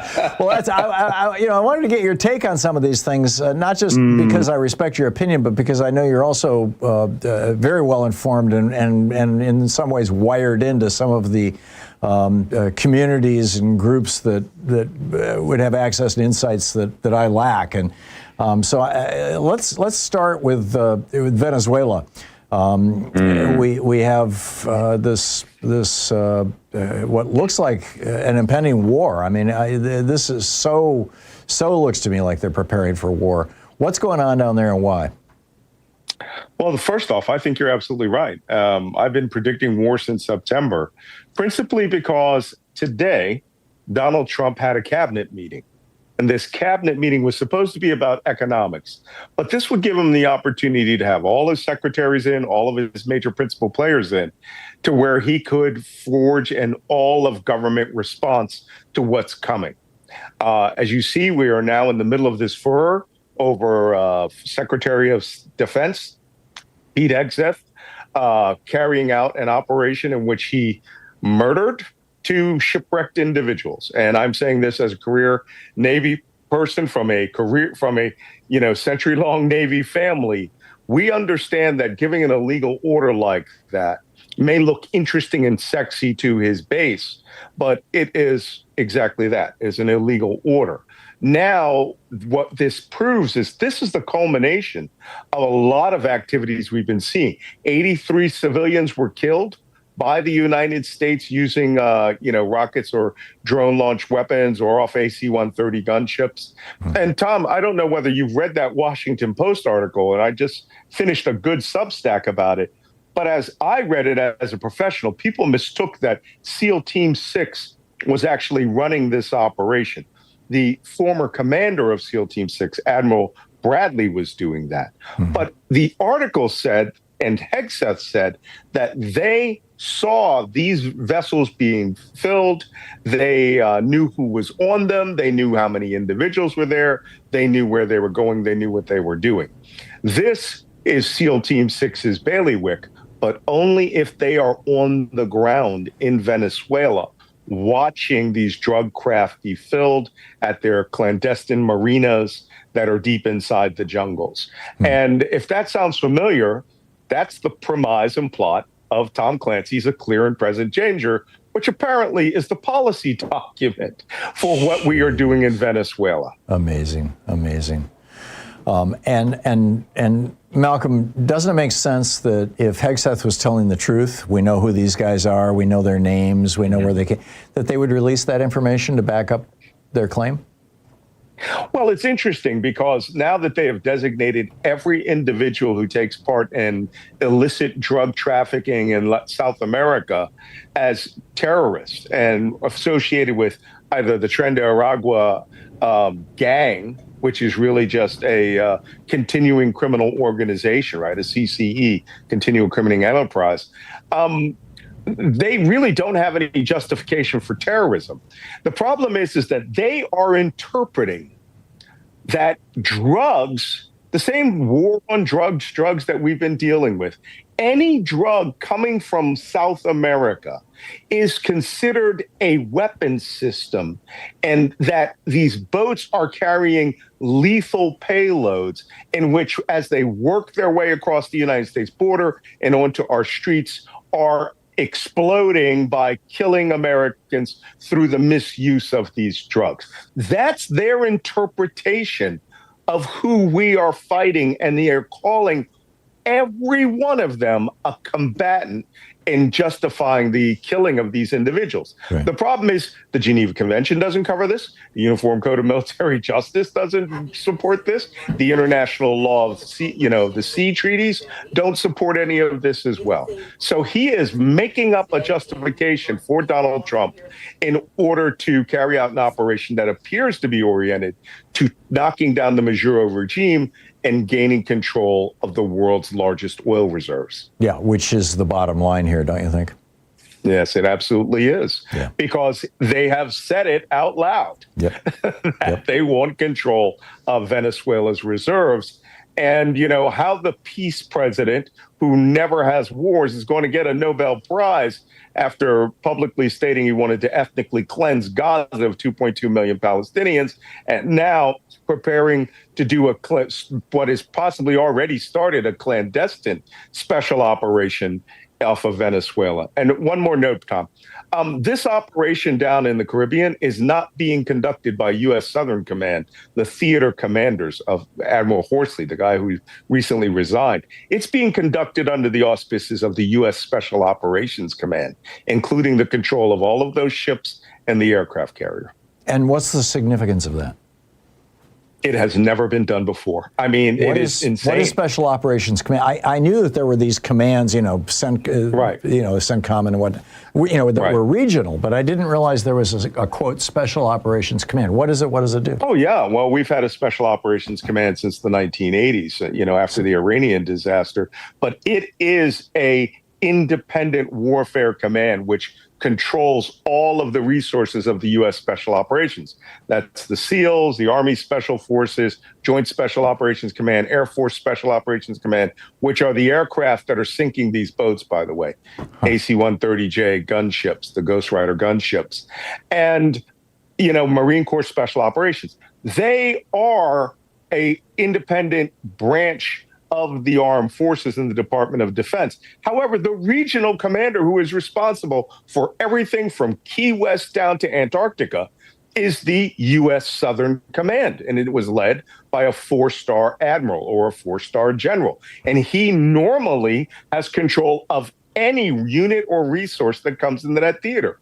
Trump has carved out Venezuela for control and these boats, attacking these boats, under the U.S. Special Operations Command, and sidelining the, Navy admiral who would be responsible for controlling those ships, aircraft, and resources. Oh, that's interesting. Unprecedented. Never happened before. Yeah, which, adds to the speculation that this is leading to war, but it also suggests that Admiral Horsley did not resign his post because of the illegal blowing up of these boats and the people in them. Well, it's a possibility. I mean, look, I'm an old sailor. I've been around circumstances where people said some questionable things. Right. Even though he is the theater commander, he's responsible for the entire region. He meets all of these admirals, generals, presidents of all of these countries as the principal military representative of the United States down there. But if he were to see something as blatant as the violation of Section 18 .3.2.1 of the Uniform Code of Military Justice, which states as its principal example of following an unlawful order, firing upon shipwrecked mariners as a war crime. Not joking. It's literally in print. Yep. And this comes from a Nazi incident in World War II where they gunned down all of the survivors of a ship because they didn't want to be detected in that part of the world. We executed those Nazi commanders of that submarine that did this as part of the as part of the war crimes. Yeah, we also executed Japanese for similar things. Absolutely. I've got about 2.5 minutes here, I think, before I hit a hard break. I wanted to get into what's going on with Ukraine. It sure looks to me like Steve Witkoff and Donald Trump and their boys, whose investment company received a whole pile of money from, was it UAE or Qatar, very recently, that they are looking at business opportunities in Russia if they can just get Zelensky to STFU. Yeah, this has been on the table since day one. We've heard this Witkoff make the statement that, there's a lot of opportunity there by sending Kirill Dmitriev, Russia sending Kirill Dmitriev, a person who was deeply steeped in the Trump-Russia scandal, to come and be the face-to-face representative for Witkoff. Witkoff is a real estate broker. That's why Trump likes him. This is the guy who wants 25 kilometers of Gaza, right, to turn into luxury resorts. He views Ukraine as a real estate deal, land to be sold off and negotiated, whereas Ukraine will get no input on it. And he is madly in love with President Putin. They are looking at, I have underestimated, there's $500 billion of sanctioned cash inside Russia. The New York Times reports that they think that they can make, this is the Trump team and Trump associates, up to $2 trillion off of deals in Russia. This is straight up money-grubbing treason. I say this as an intelligence professional, not as a partisan. Any other person in the United States who ever did this, this is the single most corrupt act that has ever happened in American history. What astonishes me, Malcolm, in the minute we have left, is that the U.S. media doesn't seem to understand this. How do we explain this in a way that they get it? Well, they understand. They just, the way the Washington Post was told not to report stories that are negative about Donald Trump. They reported one that was negative about Hegseth by leaving Trump out of it. But, there's eyes to be onto newspapers if people actually engage in journalism. Yeah. There are everybody who would have been considered a Murrow in the United States news media is now independent and on Substack with me, right? Yep. The Jim Acostas, the Joy Reeds, Katie Couric. Yep. They are not in mainstream media. Is not here to tell the story. People don't read the way that they used to, and they are looking for favor from their king, and they don't want displeasure from the king. But this is how Putin gained control of Russian media when he took over. Same with Viktor Orban. They now control the narrative, but the problem is the country refuses to accept that narrative. Yeah, so far. Yes, and there's great hope for that. The great Malcolm Nance. I listen to your show every day to make sure of that. Well, thank you, Malcolm.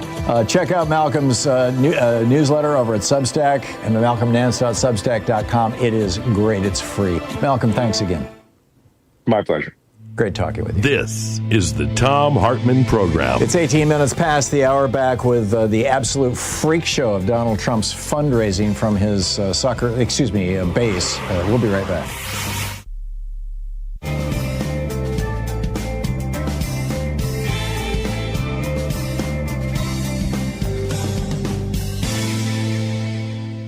And welcome back.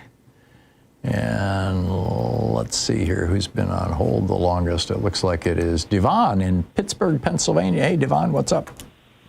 Hey, Tom. Well, this kind of tags nicely onto what Malcolm Nance was saying there, and thanks for getting him on the show. You're awesome, Tom. So I remember when Trump was campaigning, he said that he thought drug dealers ought to be executed on sight. Yeah, he was defending Duterte. Duterte, yes. My theory here is that he's trying to desensitize Americans to the idea of killing drug dealers on site, because it's really disturbing that there are people commenting who, don't seem to care because they were accused of carrying drugs. So I really think that's where he's going with this, is to just shoot drug dealers on sight. And I really think America needs to stop right now. Yeah. And consider what we're doing. Did you see the clip of Megyn Kelly yesterday? No. This, the old Fox personality, right? Little Miss Santa Claus was white. She said, I want to see, she said, this isn't brutal enough for me, or words to that effect. She said, I want to see them blow the arms off these guys and then watch them slowly bleed to death. Yes, I did. Now that, and that's it's all over social media. Emblematic. It's what's happened to America. Where did this is how psychopaths talk? Go. This is how serial killers talk. I mean, this is just wild stuff. It's incredible. Devon, I've got to move along, but thank you for the call. It's nice hearing from you. And I agree with your point. Thank you. Well said. Kimberly in Portland. Hey, Kimberly, what's up? Hey, Tom. Not a lot. Just staying warm in my fuzzy hoodie. There you go. Malcolm already touched on what I specifically called about, but it bears mentioning again, I think, how the killing of survivors of a shipwreck is literally used as an example in our own manual of a war crime. Yep. And so why are we even debating this? It's like literally. Yeah, this is. For example. Yeah, 18.3.2.1, clearly illegal orders to commit law of war violations. I'm reading from the manual. Quote, the requirement to refuse to comply with orders to commit law of war violations applies to orders to perform conduct that is clearly illegal or orders that the subordinate knows in fact are illegal. For example, orders to fire upon the shipwrecked would be clearly illegal. Not could, would. Yeah, I read that in Huffington Post. Right there in the book. Huh? But keep in mind, Whiskey Pete wrote an entire book saying that he thought that the rules of war were for wimps. Oh my God. Yeah. Anyway, but it's really interesting. I read it in an article about how they're shifting it on to this admiral in charge. Right. Hector sure was acting like he's the big man who ordered this a few days ago. Now all of a sudden it's like, oh no. Command didn't come from me as opposed to. I think there's a reason why both Trump and Hegseth have been through 3 wives. I mean, they take responsibility for nothing. These guys, everything is somebody else's fault. They can't. They're not grown men. They're boys. They're children. They're emotionally stunted. Kimberly, I got to run, but thank you for the call. 22 minutes past the hour. We'll be right back.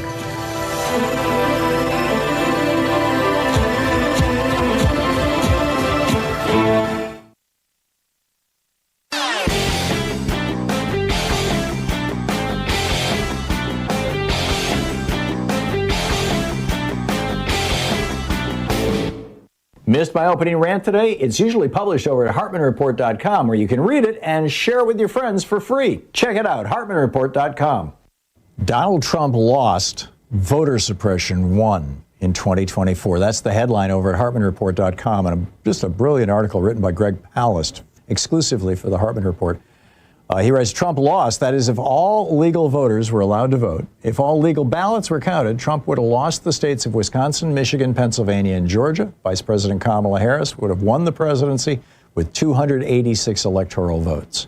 And if not for the mass purge of voters of color, if not for the mass disqualification of provisional and mail-in ballots, if not for the new mass vigilante challenges in swing states, Harris would have gained at least another 3.5 million votes, topping Trump's popular vote tally by 1.2 million.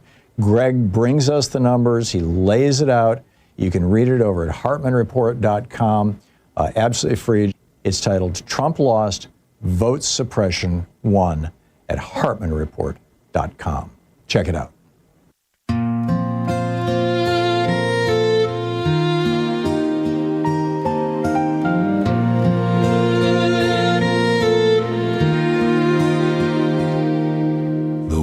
feels heavy lately, and the nights are growing long.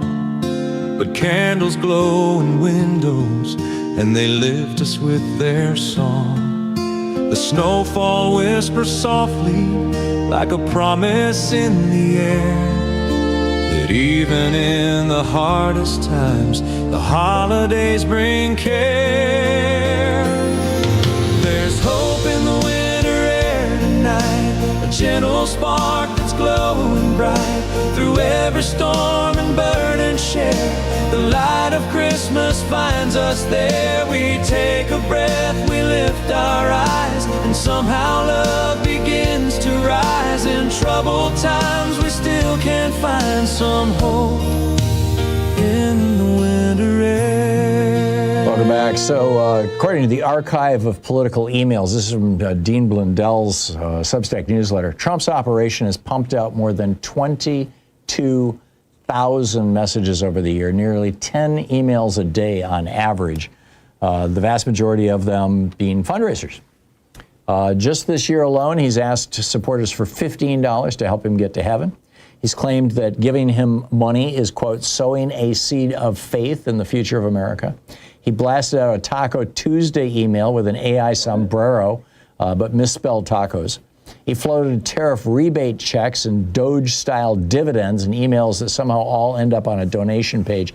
There was one where it was like, would you like a $2,000 rebate check from the tariffs? Click here, and you click there, and it's a pre-filled in contribution form where you're giving Trump $2,000.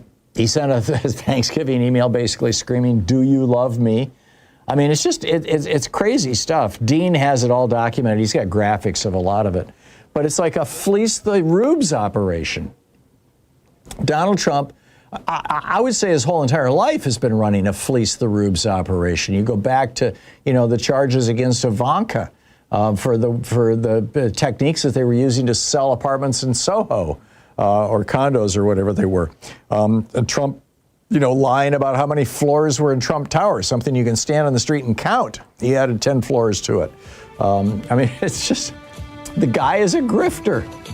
And which raises a question, he has extracted hundreds of millions of dollars from these poor suckers who watch Fox News and listen to right-wing hate radio and think, he walks on water. What's it going to take to wake them up? Have you ever successfully awakened one of these people, a member of your family or a friend? Tell us about it. You're listening to the Thom Hartmann Program. Call 202-808-9925. I'll pick up your calls on the other side of the break. Stay with us.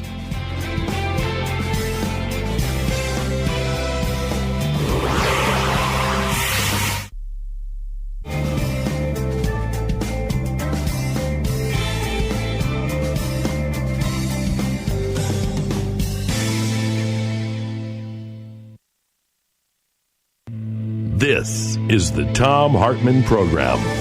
Today is Giving Tuesday, a day when people all across the country pause, take a breath, and choose generosity over cynicism and community over isolation. It's a moment when we remember that democracy isn't powered by billionaires or corporations. It's powered by us, ordinary people giving a little consistently to build something extraordinary. And that's why Free Speech TV needs you today. In a year when truth itself has been under unrelenting pressure, when we've watched misinformation spread faster than facts, when corporate media have trimmed journalism down to sound bites and stock prices, Free Speech TV has stayed the course. Independent, unbought, courageous. One of the last spaces on television where the people, not the powerful, decide what matters. But here's the secret every strong democracy knows. Independent media only survives when the public chooses to sustain it.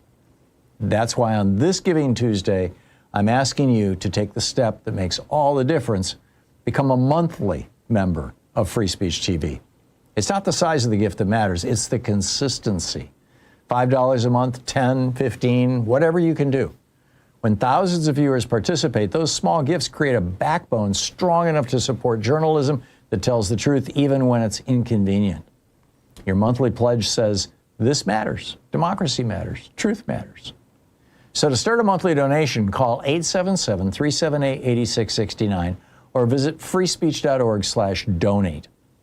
And now to deepen the spirit of Giving Tuesday, we're going to hear from someone who embodies the idea of giving back, someone who understands that democracy thrives when we invest in each other.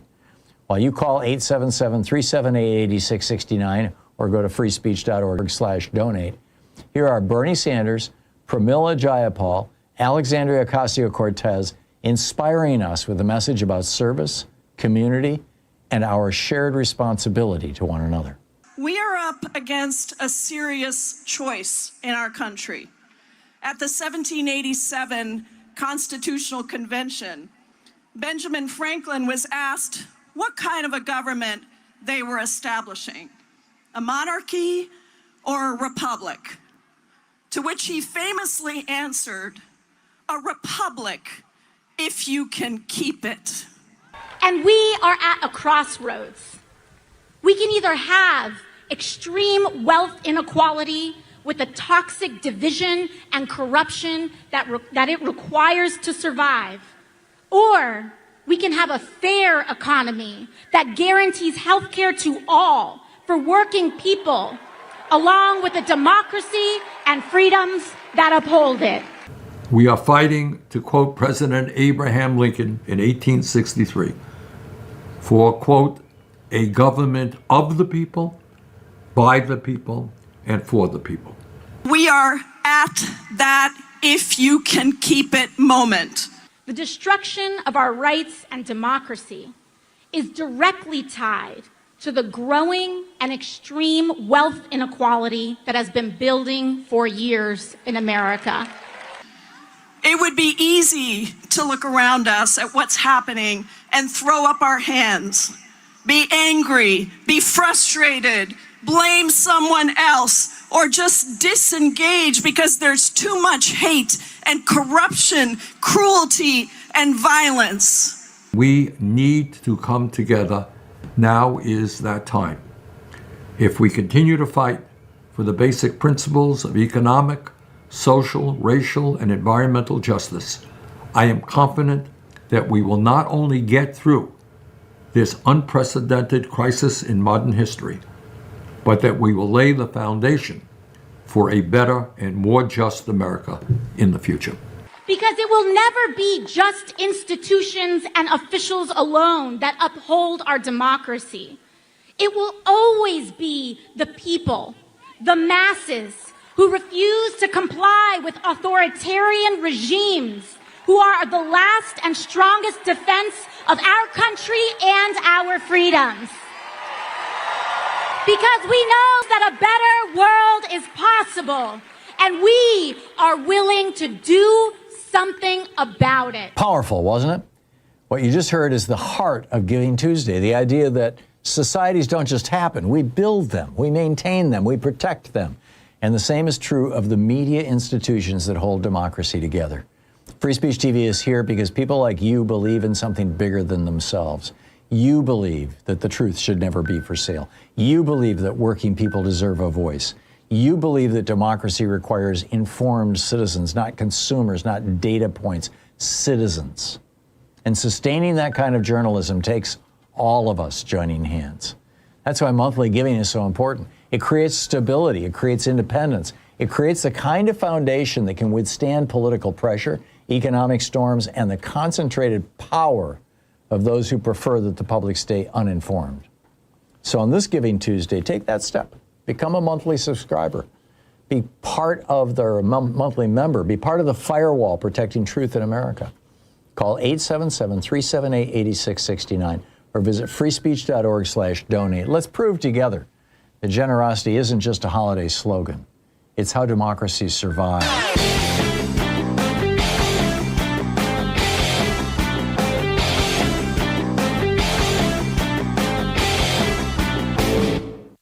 Hey, Thom Hartmann here. KBCS is hosting me out at Town Hall Seattle with special guest Katie Wilson on Saturday, December 6th. I'll be discussing my new book, The Last American President, speaking to the day's most pressing issues, and have a Q&A and book signing. You can get tickets now at kbcs.fm. See you there. Tag You're It. So have you noticed that the Republicans are pretty much not talking about a constitutional convention anymore? They used to be gung-ho to rewrite the Constitution. You know, they wanted to put corporate personhood in there. They wanted to change it so that women can't vote. They wanted to do away with the election of senators, repeal the 17th Amendment, take us back to them being appointed by the states. They had all these weird, they wanted to outlaw labor unions, all these weird ideas, but they've stopped talking about it. I mean, they're still moving forward on it, but it's not. Project 2025, for example, you know, their ultimate talking document does not have one single mention in it about a constitutional convention. Why would that be? Well, it's because the Supreme Court is doing their work for them. I mean, you know, just they have overturned Article 2. They've overturned the First, Fourth, Ninth, and 14th Amendments. They've overturned Article 1, Section 7. All the details of this whole thing are over at HartmannReport.com. You got to check it out.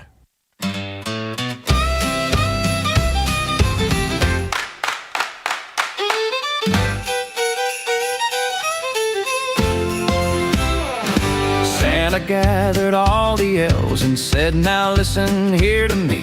We've got toy shop injuries from here to Christmas Eve. From candy cane, carpal tunnel to sleigh live lower backs. We need a healthcare plan that keeps this workshop on its tracks. So we're rolling out healthcare for every girl and boy. Healthcare? From the nutcracker technicians to the builders of each toy. No deductibles or co-pays, just cocoa when you're down. Healthcare for all at the North Pole, the strongest plan around. And Elf stepped up with glasses skewed. 36 minutes past the hour. Welcome back. I want to hear the details, but hey, it's time to pick up some calls. Nancy in Oak Lawn, Illinois. Hey, Nancy, what's up? Hi, Tom. Nothing good. Yeah, it appears. I'm going to take a breath here because I'm not kidding you. When I start thinking about all this stuff, I just begin to shake, and it's not doing my health any good. Yeah. And what I don't get is how this guy ever got into our White House in the first place, and now 2 times. No, please don't tell me that, you know, they're fighting for us and no. We haven't had democracy in this country, well, in my opinion, forever. We started out originally with only the white rich men being, being able to vote and stuff and being represented. We're not represented. Women still aren't equal. Minorities still aren't equal. They keep telling us how they're going to fix everything. They haven't fixed a damn thing in ever. Yep. We're still a two-party system. This country is not a two-party country. The Democrats alone are not one party because the moderate Dems keep fighting us, the progressives, rather than fight the cons who are totally, completely taking control. How did he even get here? Them, all of them. How did they ever get here, and why are they breaking the law every single day, and they are doing nothing about it? Nothing. All they do is sit there and tell us how everything, all he's doing wrong, and we got to get out and vote. You know what? You can't fix this just by voting because we only get to vote, and that system is all broken too, and they haven't fixed that. We are not a country with 3 equal branches of government. We are a one-branch government now. We are going into fascism. We're already there, and nobody's doing anything about it. And you know what? They don't have to represent us anymore. They don't have to fight for us, and which they do a lousy job with, because they have taken control. Money is the only thing controlling our government now, and the billionaires. Yeah. And you know, you write them, you call them. No, you're starting to get redundant, Nancy. I get your rant, and I think it's well done and cogent, and your points are all well taken. And I would say, in response, that things are changing, that people are standing up, that 7 million people showed up in the streets just a couple of weeks ago, that you've got every single special election, maybe with one exception, that has been held since Trump was elected has been a blowout for Democrats. We'll see what happens today in Tennessee. People are organizing. People are getting active. Indivisible came out of nowhere, and it's now got millions and millions of people working with it. I was on a Progressive Democrats of America, PDAmerica.com, conference call on Sunday night. There was almost 600 people on it on a Zoom call. And it's just amazing. I mean, this is people are standing up, and you've got governors who are standing up to Trump. I think the times are turning. I really do, and I think that we're going to see an end to this. I think that the American people are sick of it. They're sick of the cover-ups. Can I make one point, Tom? Please. They are not stopping them. There's an entire system in there now destroying us, and they are not stopping them. And by the time all this midterm and all this other garbage they're feeding us, they say, oh, yeah, we're going to. No, it will already be too far gone. Our White House is being torn down. No, I get all that, Nancy. I get all that. So what do you want to do? Commit suicide? Nobody's stopping them. I don't see that as true. I see a lot of people standing up to them, a lot of people speaking out against them. Maybe somebody isn't physically stopping them, although ICE is being physically stopped in a lot of locations right now. But, yes, if you're calling for the military to rise up and have a coup, that'll produce the exact opposite of what you want. If you want us to go out in the streets and start shooting people, that's going to produce the exact opposite. I mean, the logic of your rant is either suicide or just check out altogether. And I'm not willing to buy either one of those things, Nancy. No, I'm not saying that. Well, it sounds like that's what you're selling. Well, do you want me to tell you why we're here in the first place? No, I know why we're here in the first place, because a bunch of rich people decided they were going to take over this country because Vladimir Putin doesn't want democracy and wants to make the world safe for autocracy. I get it. I know exactly how we got here. I've written books about how we got here. What I'm saying is I'm not willing to give up. I'm not willing to throw my hands up, and I'm not willing to agree with anybody who says nobody's doing anything. I will never give up, but I've been listening to you from day one, and we're still trying to fix the same things we were trying to fix from day one.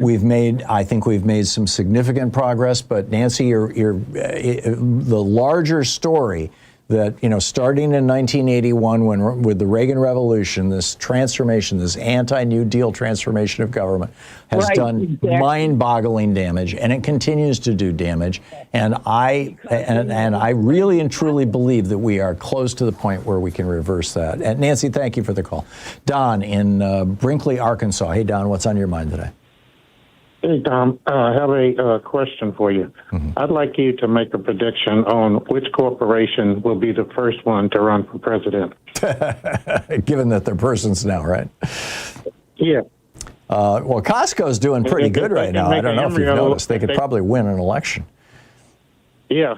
If they can give an embryo personhood, I'm quite sure it won't be long before the Supreme Court. Well, they are. They did say corporations are people. So that's right, or persons actually is the word. But yeah, you're right, and it's done an enormous amount of damage to our country, and it continues to do damage to our country. And the Democrats were within two votes of reversing large parts of it. Yeah, I say Elon Musk. Yeah, he's got a lot to. He's got he's heavy karma to burn off, shall we say? Don, thank you for the call. John in Roseville, Illinois. Hey, John, what's up? Hi, Tom. Thanks for taking my call. Happy holidays. Thank you. Back at you. Thank you.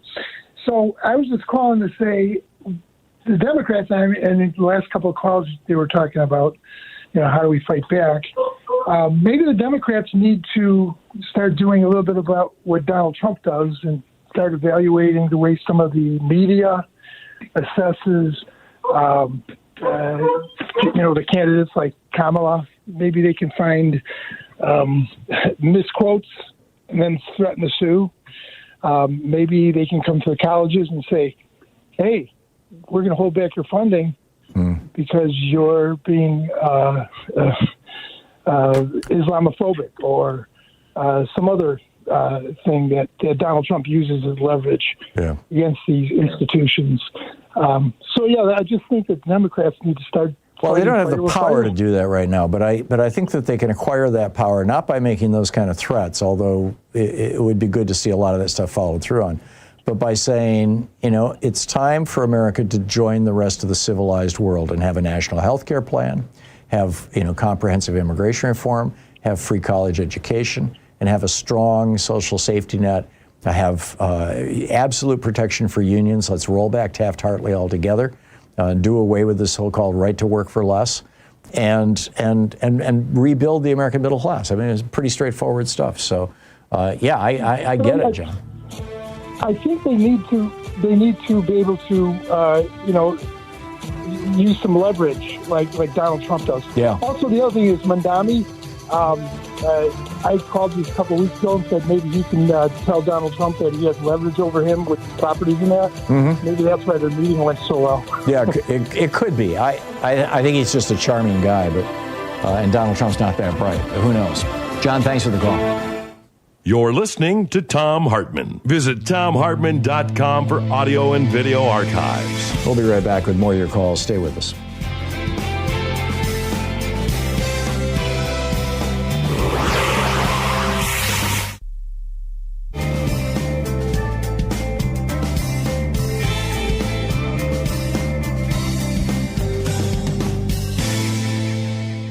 And welcome back, Roger in Seattle. Hey, Roger, what's on your mind today? Well, I wanted to welcome you to Seattle, and I will be emailing you tourist information in case you and your entourage want to stay more than just the Saturday. Well, anyway, to follow on all of your good information, as you frequently say, you have the most educated audience in the world. I just drafted and will send this afternoon a letter to the ranking member of the House Armed Services, Adam Smith. He happens to be one of our local people. I live in Pramilla's district, but I'm also going to send a copy to Susan Delbeni, who's the re-election point person for the House. But anyway, to follow on your frequently very helpful selection about impeaching Trump for treason, I want him to start, Adam Smith, to follow on this morning's very good, informative NPR interview, which I highly recommend to all your viewers. It'll be on, you can hear it, and then if the written part isn't there, it'll be up by this afternoon. And you can see all the reasons why Senator Kelly will not,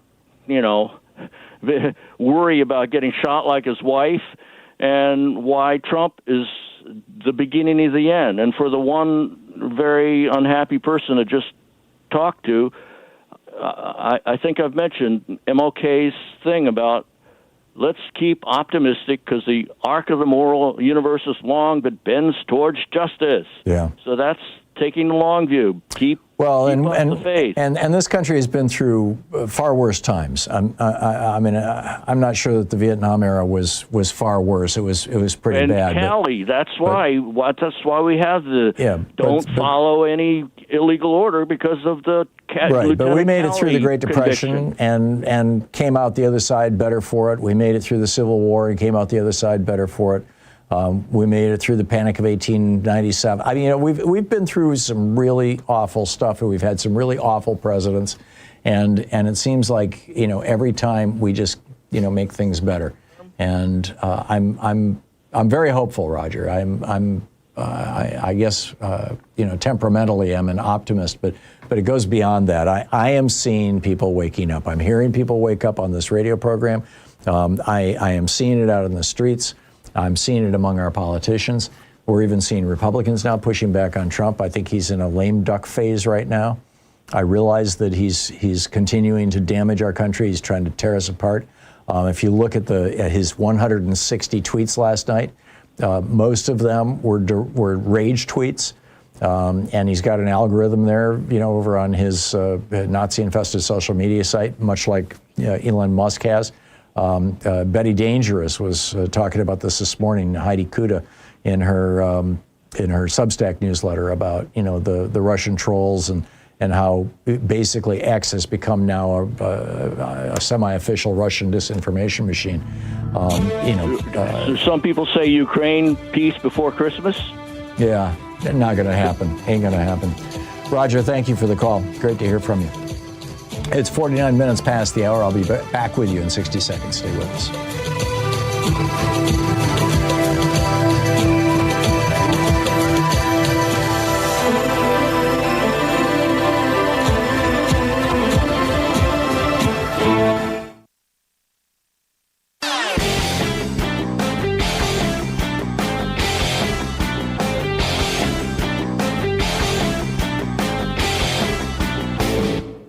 Hey, thanks so much for sharing our program and for reaching out to our stations and sponsors and letting them know that you're listening. It really means a lot to us. A lot of people wonder, where did this whole right-wing movement to basically gut our freedoms and end DEI and all this other, where did this all begin? It all started back in 1951 with a book called The Conservative Mind, From Burke to Eliot by Russell Kirk. And he argued that if the middle class ever got too big, you'd see young people and women and racial minorities all get up on their hind feet and start protesting and basically screwing up America. And in the 50s, even Republicans thought he was nuts. But then the 60s happened and all those protests, and suddenly Republicans thought, yeah, he's right. We've got to destroy the middle class, or at least cut it back. And that was Reagan's mandate when he came into office in 1981. There's a whole article about this. You can read all the details. It's titled The GOP's 60-Year Conspiracy to Kill Our Democracy. None dare call it treason, but I will. Over at HartmannReport.com. Check it out.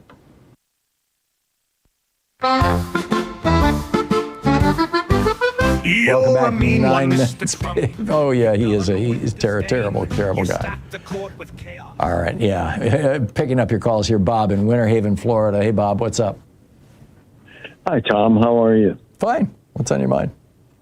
Good. Well, I've really enjoyed Malcolm Nance's dissertation about how Trump is building evidence for blowing up the Venezuelan boats because they're all, filled with drugs. So if this is such a national defense thing about the drugs, why in the world would you pardon a convicted drug dealer? One of the world's biggest, by the way. One of the world's biggest. It makes me think that I remember in Trump's first term, Rudy and Felon 47 were selling pardons or talking about it. Rudy said they were, yeah. He said it was $2 million, and he and Donald split it. Mm-hmm. So is Felon 47 selling pardons again? I would bet he was. If I was a betting man, I'd put $50 down on that one. I would too. I'd put 100 down. Yeah. And he pardoned a crypto guy not too long ago, a couple weeks ago, who was helping out his family. Yeah, and so I think this guy is just making money hand over fist any way he can. Yep. And he's up to between $5 and $10 billion now for the year. How many billion? Well, it depends on who's reporting you're looking at, but the low numbers are 3 to 5 billion, and the high numbers are 7 to 10 billion. Right. Yeah, I've heard both of those variations, but isn't that treason? Well, it's a clear violation of the Emoluments Clause of the Constitution. Absolutely. And it's a clear violation of just American principles of, in many ways they're carved into law, but law can't cover everything. The American principle of not using public service for personal gain. We have a long tradition of that in America, and Donald Trump has just blown that up. And I am hoping that the backlash will get us back to normal, because if this is our new normal, we are no better than Uganda under Idi Amin. I mean, and I was there back in the day. Right. When you get these incredibly corrupt governments and everything is run by who knows who and who's paying off who. which is what's going on right now in the White House. And it's pathetic. It's just pathetic. Bob, I got to move along, but thanks for the call. Well said. Okay. Tyrone in Harlem, New York. Hey, Tyrone, what's up? Hey, Tom. Thanks for taking my call. The moral balance in this country is so unbalanced. I'm trying to figure out how is it this president could just arbitrarily kill like 80 people on a boat, and so many people believe that this is the right thing to do, not recognizing that he could arbitrarily just blow up a house here in the United States, and people would say, and just say they're drug dealers. That's why we killed them. Yeah. And it would be, people, we'd be up in arms, but, he surrounded himself with people, no one, he got the DEI cabinet, no one that is going to push back against the things that he do. That's right. Especially in the high cabinet level. So I'm hoping that we get the House. I'm hoping that we understand what we're dealing with, and that this guy, he say what he means and he mean what he say. He may say that it's a joke, but then when it comes to fruition, then it's like, oh, it's not a joke. No. Like it was said, when someone tells you, not even just tell you, show you who they are, we need to learn how to believe that these people are, deadly serious about. As Maya Angelou said, absolutely. Yes. Yeah. Well said, Tyrone. Well said. Thank you very much. Kathy in Madison, Wisconsin. Hey, Kathy, what's up? Hey, Tom, about the morbidly rich. I have a friend, Mike Conopacci. He's a labor and political cartoonist. And a long time ago, he made up a character called Phil T. Rich. And it was the image of kind of like an old-timey robber baron type. Yeah. He told me he actually fashioned it after Grover Cleveland, but you can't really tell, seriously, but you can't really tell what he looks like because his face is completely imploded from sucking on a giant stogie. Oh, geez. And the caption of the cartoon is, "Capitalism sucks." So, sucks the life out of societies. Really, and well, he's a great cartoonist, and so is his partner. And unfortunately, they ran this syndication for 35 years or so, and they had to go out of business because the labor movement had declined so much they couldn't afford so-called quote luxuries like cartoonists and art and that kind of thing. And they're getting to the point they can't even afford to publish newspapers much anymore. Everything is online, so we really lost something. Yeah, we really have, Kathy. Half our local newspapers are gone, and the other half that are remaining, half of them are now owned by New York hedge funds that are by and large run by right-wing billionaires. So, surprise, surprise. Kathy, thank you. Well said. We'll be back on the other side of the break. A lot to talk about. Stick around. You're listening to Thom Hartmann.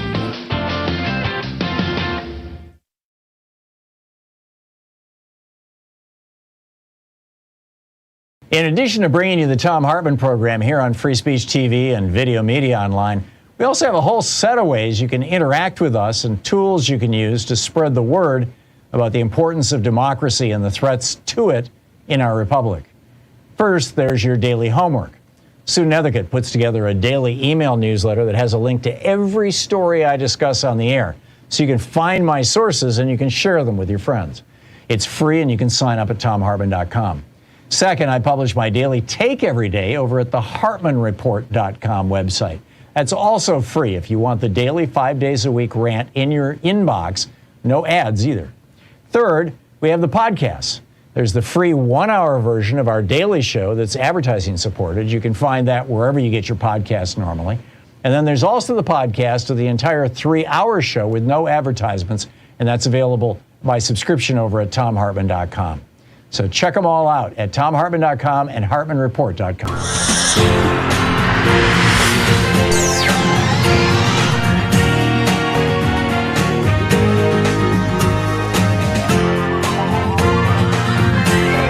We say fight back!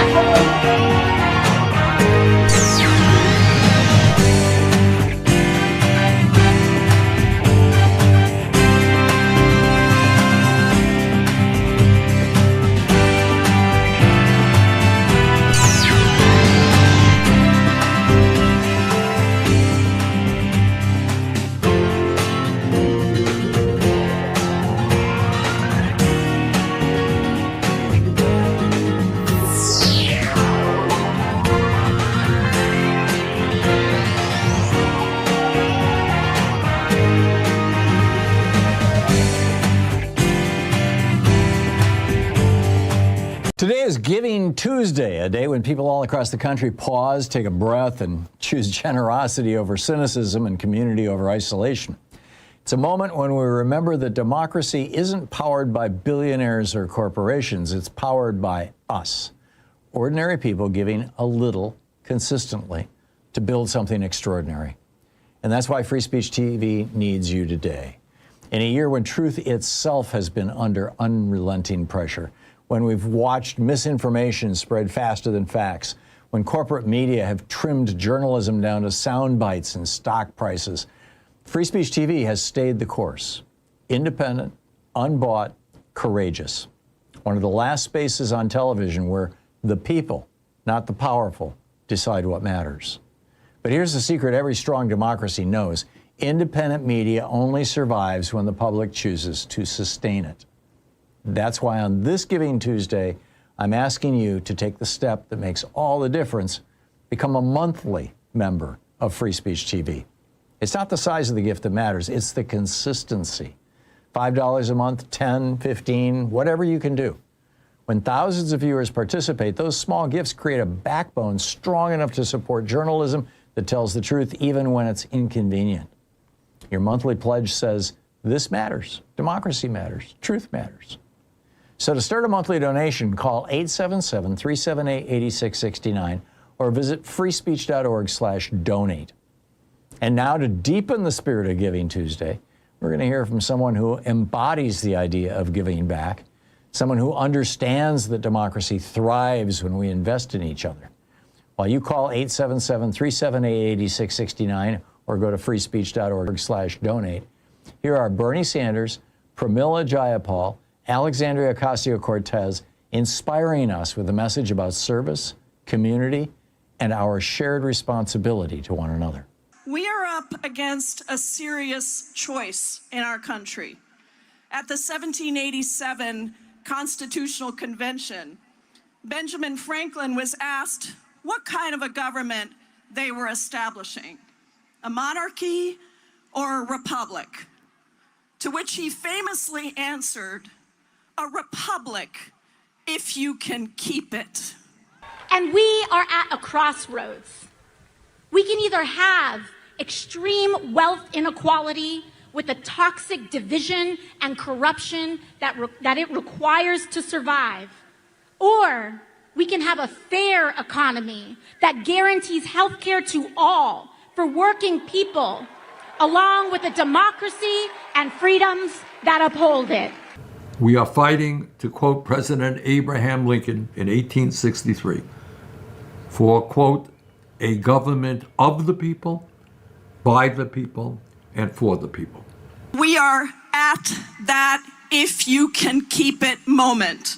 The destruction of our rights and democracy is directly tied to the growing and extreme wealth inequality that has been building for years in America. It would be easy to look around us at what's happening and throw up our hands, be angry, be frustrated, blame someone else, or just disengage because there's too much hate and corruption, cruelty, and violence. We need to come together. Now is that time. If we continue to fight for the basic principles of economic, social, racial, and environmental justice, I am confident that we will not only get through this unprecedented crisis in modern history, but that we will lay the foundation for a better and more just America in the future. Because it will never be just institutions and officials alone that uphold our democracy. It will always be the people, the masses, who refuse to comply with authoritarian regimes, who are the last and strongest defense of our country and our freedoms. Because we know that a better world is possible, and we are willing to do something about it. Powerful, wasn't it? What you just heard is the heart of Giving Tuesday, the idea that societies don't just happen. We build them, we maintain them, we protect them. And the same is true of the media institutions that hold democracy together. Free Speech TV is here because people like you believe in something bigger than themselves. You believe that the truth should never be for sale. You believe that working people deserve a voice. You believe that democracy requires informed citizens, not consumers, not data points, citizens. And sustaining that kind of journalism takes all of us joining hands. That's why monthly giving is so important. It creates stability, it creates independence, it creates the kind of foundation that can withstand political pressure, economic storms, and the concentrated power of those who prefer that the public stay uninformed. So on this Giving Tuesday, take that step. Become a monthly subscriber. Be part of the monthly member. Be part of the firewall protecting truth in America. Call 877-378-8669 or visit freespeech.org/donate. Let's prove together that generosity isn't just a holiday slogan. It's how democracy survives.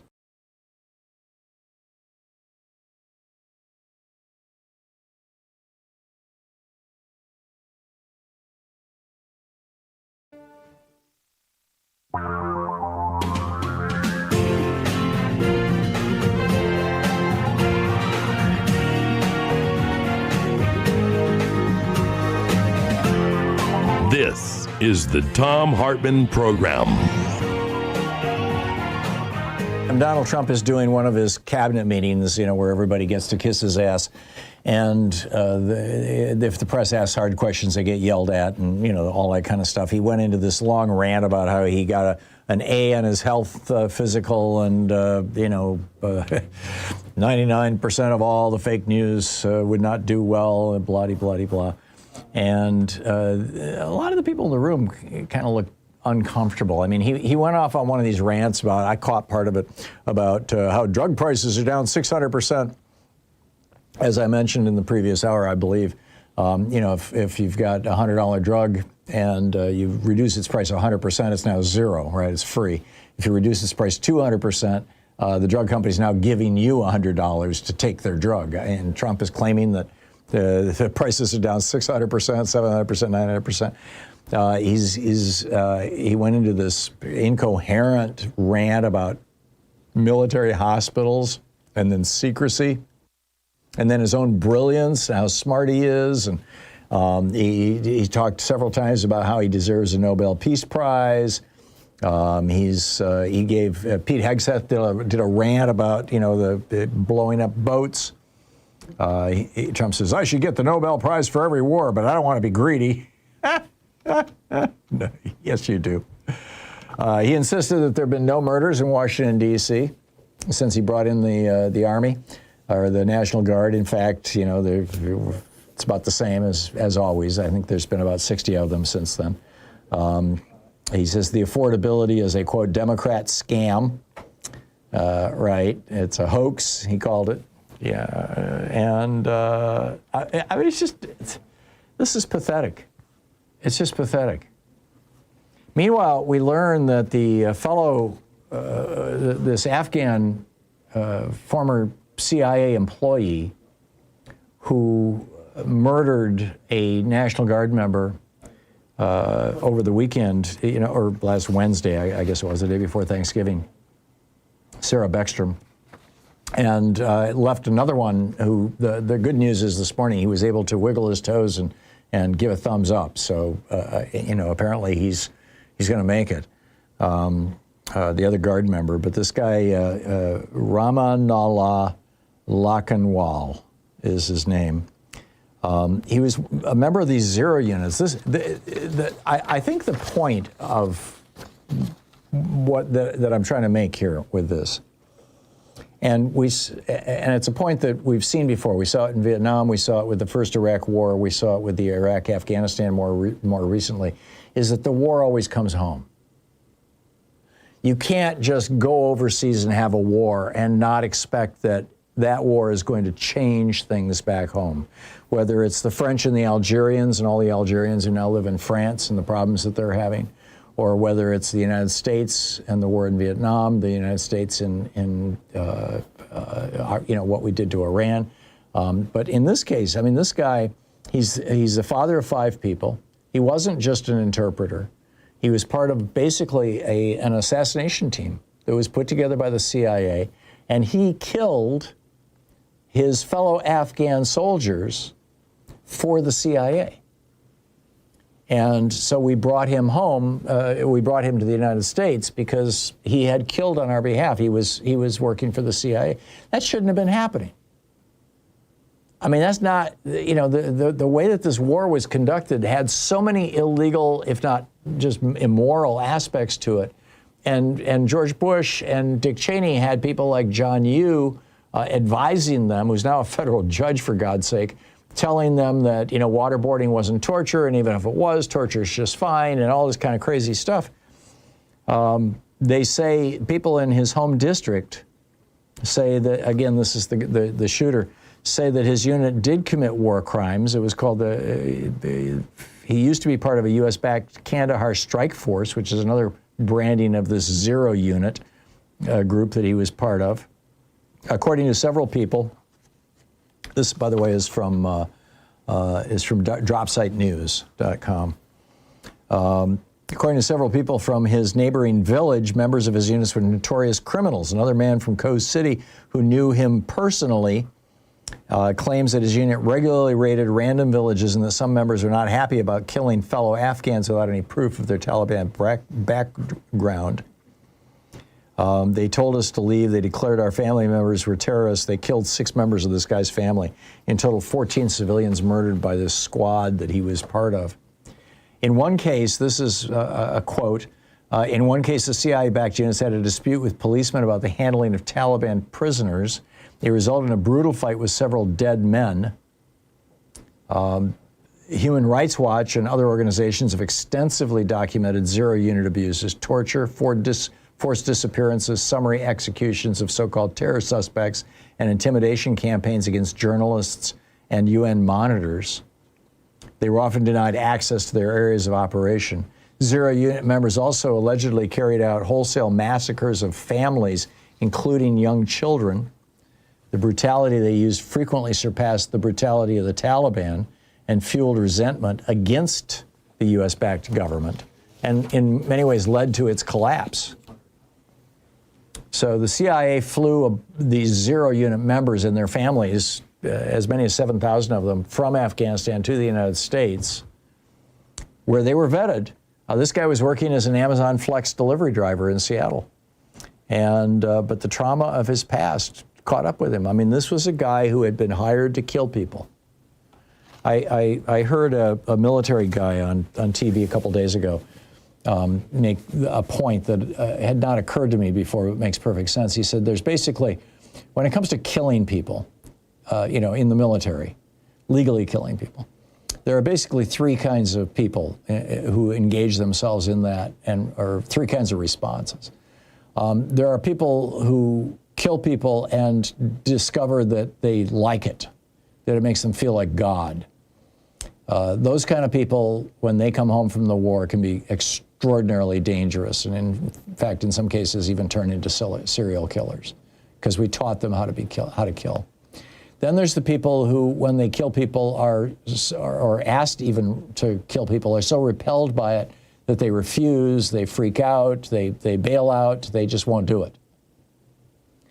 And those 2 groups are kind of the 2 ends of the bell curve, you know, the relatively small percentage of people on both sides.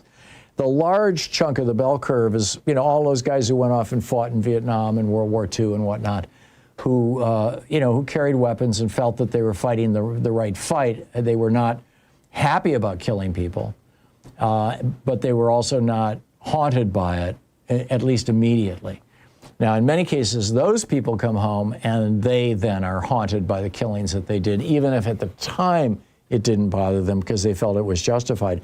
And to make things even worse, after Vietnam and now after Iraq and Afghanistan, these veterans who killed on behalf of our country, who suffered the trauma of becoming a killer, are now being told that the war that they killed for was a lie.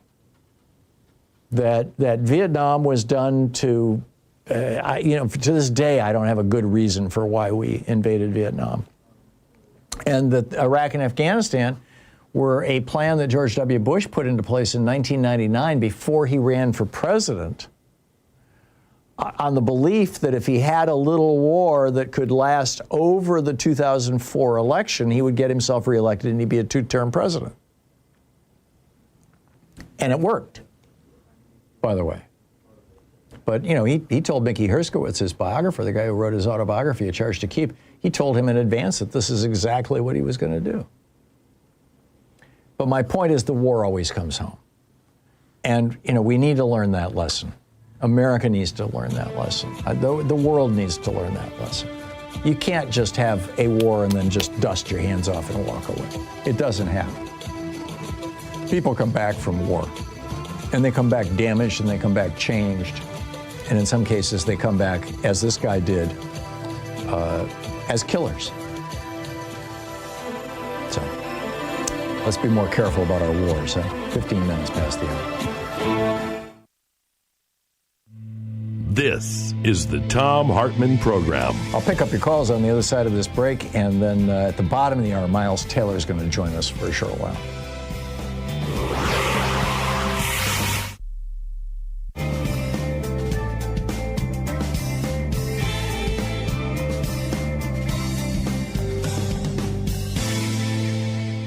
And welcome back. Susan in Hood River, Oregon. Hey, Susan, what's on your mind today?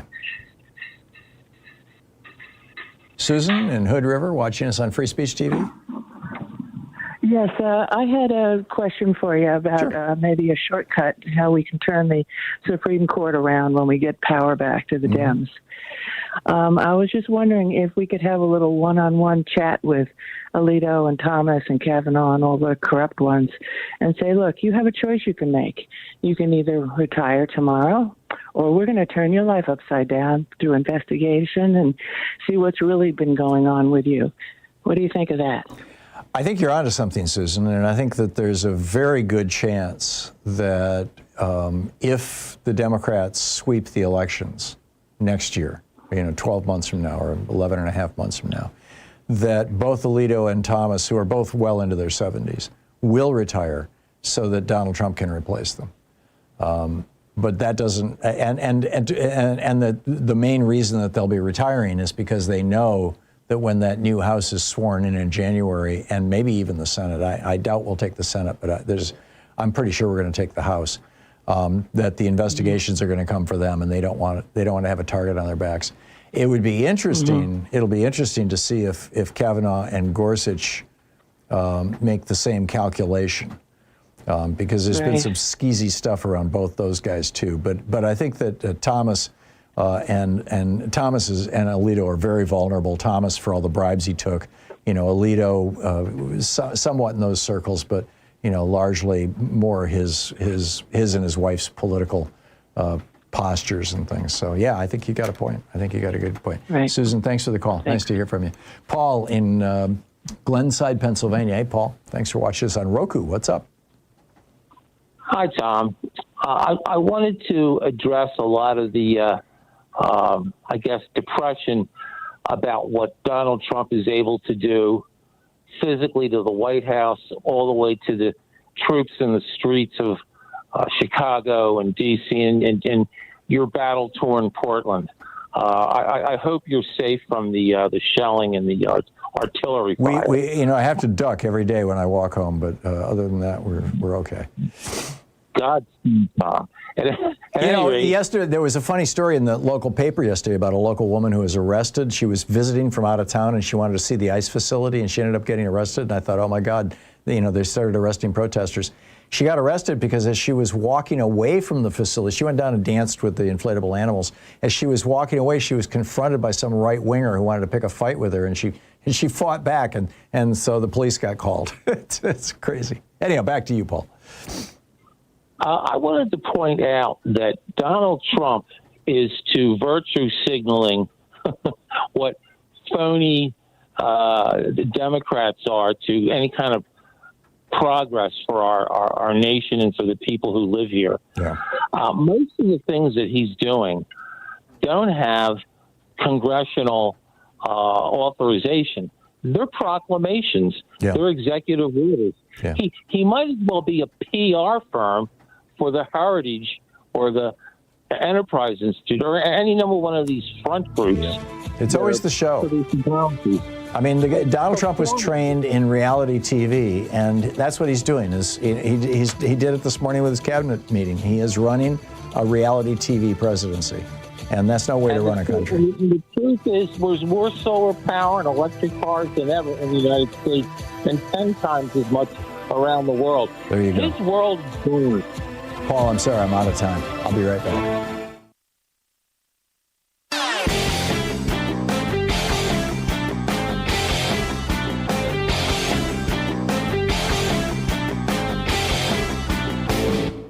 Change starts with you. You can be calling your Democratic or Republican representatives to let them know what you think by calling 202-224-3121. It's the Capitol switchboard. It'll get you right through to them.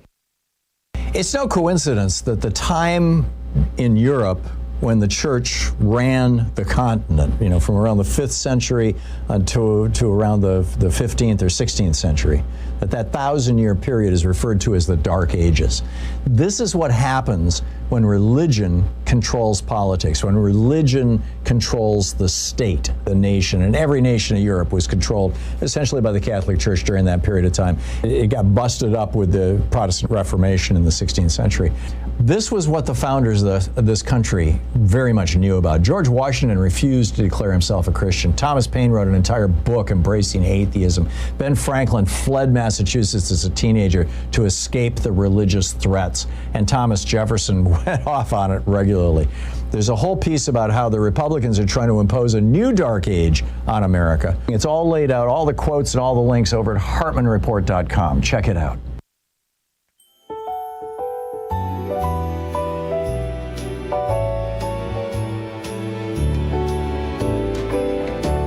Snow is drifting gently, and the lights are glowing bright.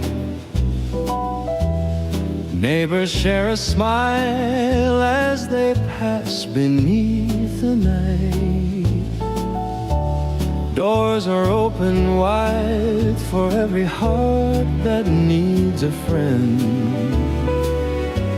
A Christmas filled with kindness, where the welcome doesn't end.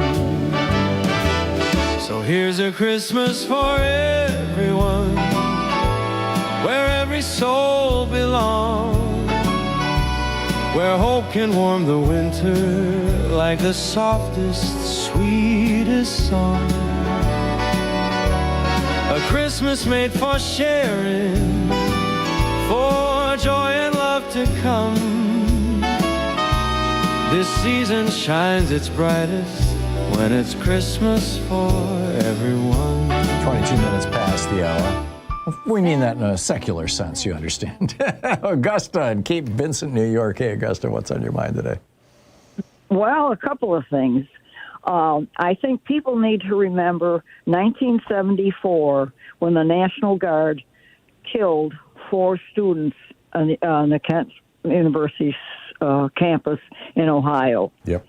Because that's what does happen. Mm-hmm. Or this time the National Guard got shot. That also happens. Mm-hmm.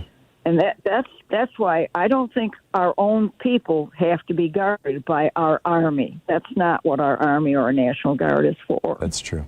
And I also think he went way over when he calls the shots on them. They're National Guard for each state. It's up to the governor to call in the National Guard. Of course, the Republican the governors went right with him. And the second thing that I've been so bothered by this with the bombing of the boats in the Caribbean, mm-hmm. because that's a war crime. That's the open sea. Yep. And we have a Coast Guard that takes those ships when they come into our port and they examine what they've got in their cargo. Mm-hmm. We have commandeered a lot of drugs by doing it just that way. Mm-hmm. And now all of a sudden it's legal to kill, to survive. Excuse me, the Geneva Convention was against it. This man and Hegseth, who is probably the most evil person that we've ever seen anything in a government, to my thinking.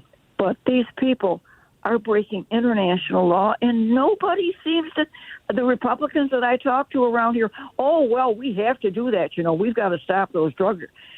And they eat this up like he's handing them candy. Yeah. Don't they realize when are the people going to wake up to this? What's happening? This is illegal. It's a war crime. Yeah, That's what I got. I completely agree, and I'm very pleased that this story came out last week, in the middle of last week, and it has been running every single day, and it's picking up steam. And now Trump says that in his cabinet meeting this morning, he says we're actually going to invade Venezuela. We're going to start bombing them on land. And,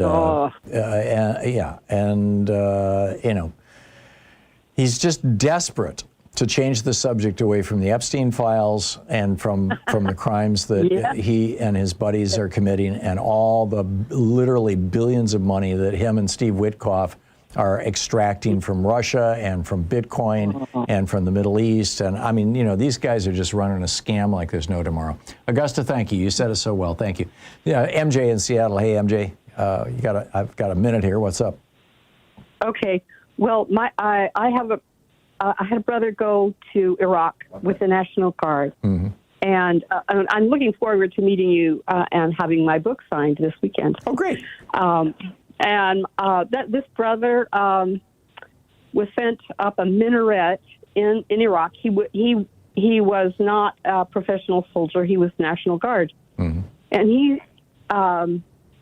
experienced a lot of trauma because he was a sharpshooter up viewing the town, trying to pick out one person that they told him that he should take out.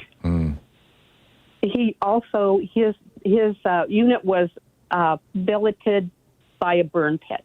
So he came back disturbed, physically changed, mentally changed, and he had a 4-year-old daughter. Oh, my. And he told my dad about everything that happened, and my dad didn't want him to go, but he was a World War II vet.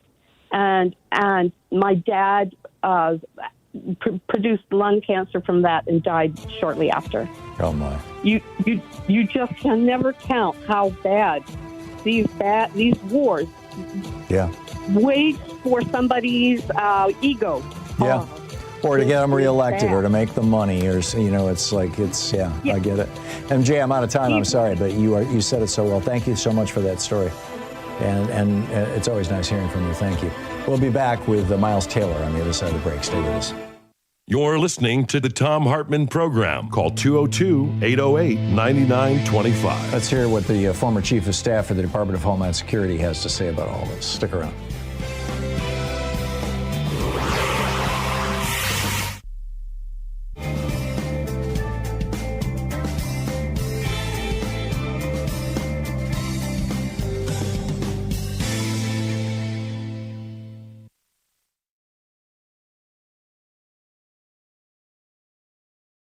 Today is Giving Tuesday, a day when people all across the country pause, take a breath, and choose generosity over cynicism and community over isolation.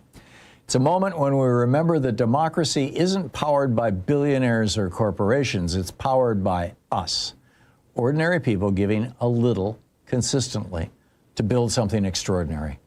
And that's why Free Speech TV needs you today. In a year when truth itself has been under unrelenting pressure, when we've watched misinformation spread faster than facts, when corporate media have trimmed journalism down to sound bites and stock prices, Free Speech TV has stayed the course. Independent, unbought, courageous. One of the last spaces on television where the people, not the powerful, decide what matters.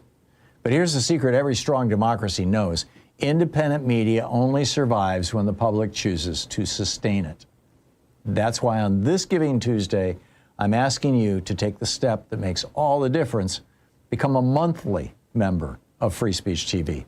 It's not the size of the gift that matters, it's the consistency. $5 a month, 10, 15, whatever you can do. When thousands of viewers participate, those small gifts create a backbone strong enough to support journalism that tells the truth even when it's inconvenient.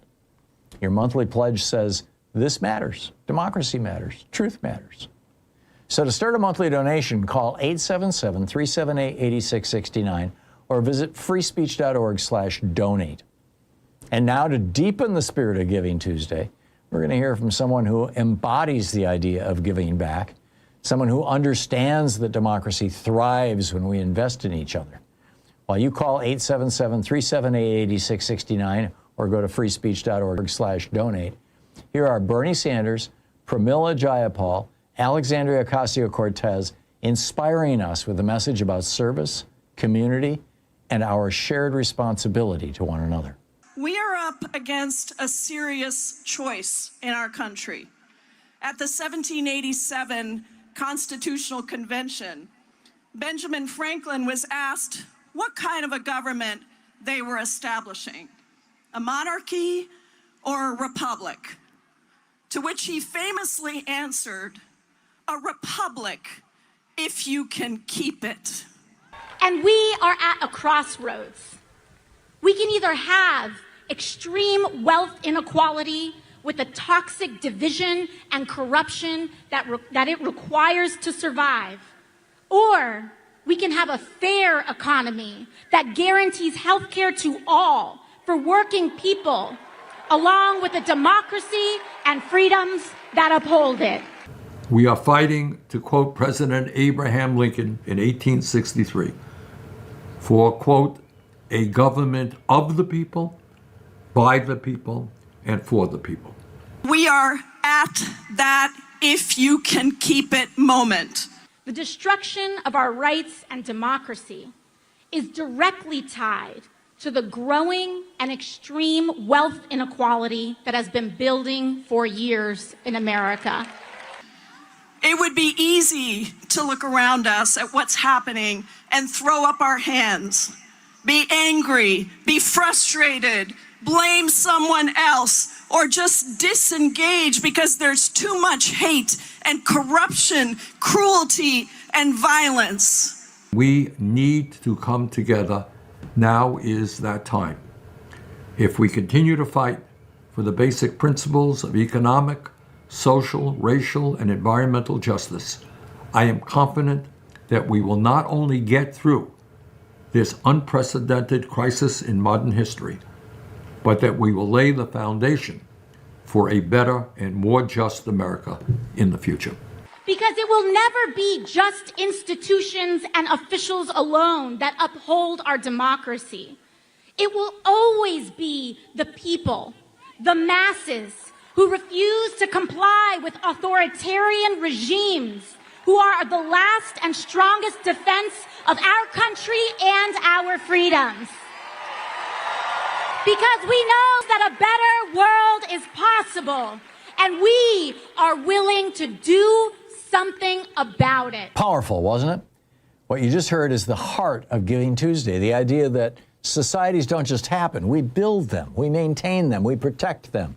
And the same is true of the media institutions that hold democracy together. Free Speech TV is here because people like you believe in something bigger than themselves. You believe that the truth should never be for sale. You believe that working people deserve a voice. You believe that democracy requires informed citizens, not consumers, not data points, citizens. And sustaining that kind of journalism takes all of us joining hands. That's why monthly giving is so important. It creates stability, it creates independence, it creates the kind of foundation that can withstand political pressure, economic storms, and the concentrated power of those who prefer that the public stay uninformed. So on this Giving Tuesday, take that step. Become a monthly subscriber. Be part of their monthly member. Be part of the firewall protecting truth in America. Call 877-378-8669 or visit freespeech.org/donate. Let's prove together that generosity isn't just a holiday slogan. It's how democracy survives.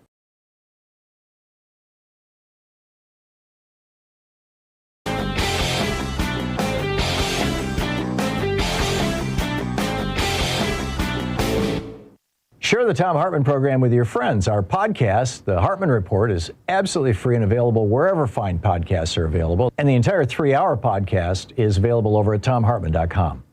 It's the great revenge. Trump's Orwellian America is taking shape. The key to it was this insane executive order titled Ending the Weaponization of the Federal Government. And basically what it does is it sets up the weaponization of the federal government. It proclaims that the Biden administration was, using the Justice Department to go after Trump people and Republicans, and it does it in a way that basically rationalizes they're doing the same thing. This is a absolute danger to our republic. This executive order and Trump's assertions around it. And you can read all about it. There's a whole op-ed about it titled "The Great Revenge: Trump's Orwellian America Takes Shape" over at HartmannReport.com. Get ready for the investigations, the arrests, and the show trials. HartmannReport.com. Check it out.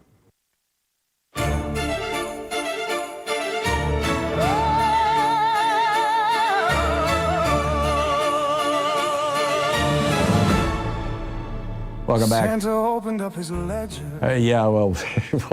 We'll get to that later. Welcome back to the program. On the line with us is our buddy Miles Taylor, the former chief of staff at the Department of Homeland Security, tech and security expert, the author of A Warning by Anonymous and Blowback, and his Substack newsletter is Treason with Miles Taylor. If you don't subscribe to it, you must. It's free. It's great.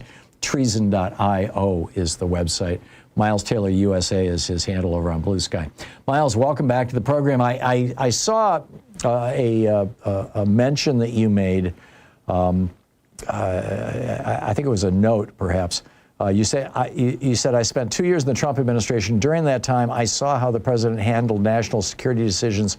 One of my biggest takeaways was this: he fantasized regularly about maiming and killing unarmed civilians. Actually. Tell us about that. Well, Tom, there's a lot of different anecdotes that could support that point. But one of the reasons why I brought it up is because of all of this discussion around blowing up boats in the Caribbean and people talking about the president's policy. Because 7 years ago, when I was in the first Trump administration, that was being discussed then. In fact, Stephen Miller, then a White House aide, now White House Homeland Security advisor, had asked the Department of Homeland Security on a flight back with the president about whether we could blow up boats with unarmed civilians in them. His question was, do we have the military capacity to do that in the Western Hemisphere? And could the president do that under international law? That was very shocking to us. That was very alarming. That's why I documented it contemporaneously. And of course, the legal advice we gave back to the White House was, no, we cannot do that. You cannot do that. That's not an option for the administration. But Tom, that was part and parcel of the type of conversations we had often with the president and his aides. He talked about shooting people in the border. I was one of the first people to go out there and reveal that he talked about shooting folks in the legs at the southern border, even though we warned him most of those people were children or pregnant mothers or innocent, young men coming into the country. They were not armed combatants who could be shot. Other times, the president would talk about how he wanted the border wall to be designed to harm and maim and injure people so that the bloody spectacle would scare others away. I could go on, but this happened all the time with the president, that he was thinking about ways that he could create a sense of deterrence against people he didn't like by killing other people he didn't like or by maiming them. That would be a scary thing if anyone in your life was talking about doing it. But for it to be the president of the United States should alarm everyone. Yeah, I realize I'm the one who was once a psychotherapist, not you, but I would like you to, if you are willing to, comment on whether you think that this man who is now our president is actually a psychopath or a sociopath. Is he lacking in the ability to empathize with other people, to understand other people's emotions? Do you have thoughts on that? I think he absolutely is, Tom. And I think one of the reasons, if there is any sort of rational thought behind these musings about killing and maiming civilians, for him, it's about creating a sense of fear, and fear gives him power. I mean, you've got to think, why would any autocrat talk about, killing innocent people Well, it's to scare other people who might consider crossing that autocrat. That might have sounded outlandish to some people before this second Trump administration. But now I think it's very obvious, even to the skeptics, that this is what Donald Trump is doing. His revenge campaign that you mentioned moments ago, Tom, has been so expansive that a Reuters report found that more than one individual or entire institution, like a university, is targeted every single day by the Trump administration as part of the president's revenge campaign. This is extraordinary, and it's leading people, it's forcing people to wake up who otherwise wanted to deny the fact that their president was this unstable, this unhinged, and this malicious. Now they're forced to confront it because often they are coming into the crosshairs is folks who wanted to previously avoid getting entangled with this administration because Donald Trump's revenge campaign knows no boundaries. And I think at its core, it goes back to that essential psychological fact that he wants to instill fear in others to empower himself. Yeah, I totally get it. You were a Republican, I believe. You were certainly part of a Republican administration. I'm assuming that you had affiliation with that party at that time, years ago? Yeah, I mean, look, I spent my whole life coming up in the Republican Party. I remain a conservative. I'm no longer part of the Republican Party because I've seen it just become a party that's solely focused on worshiping Donald Trump.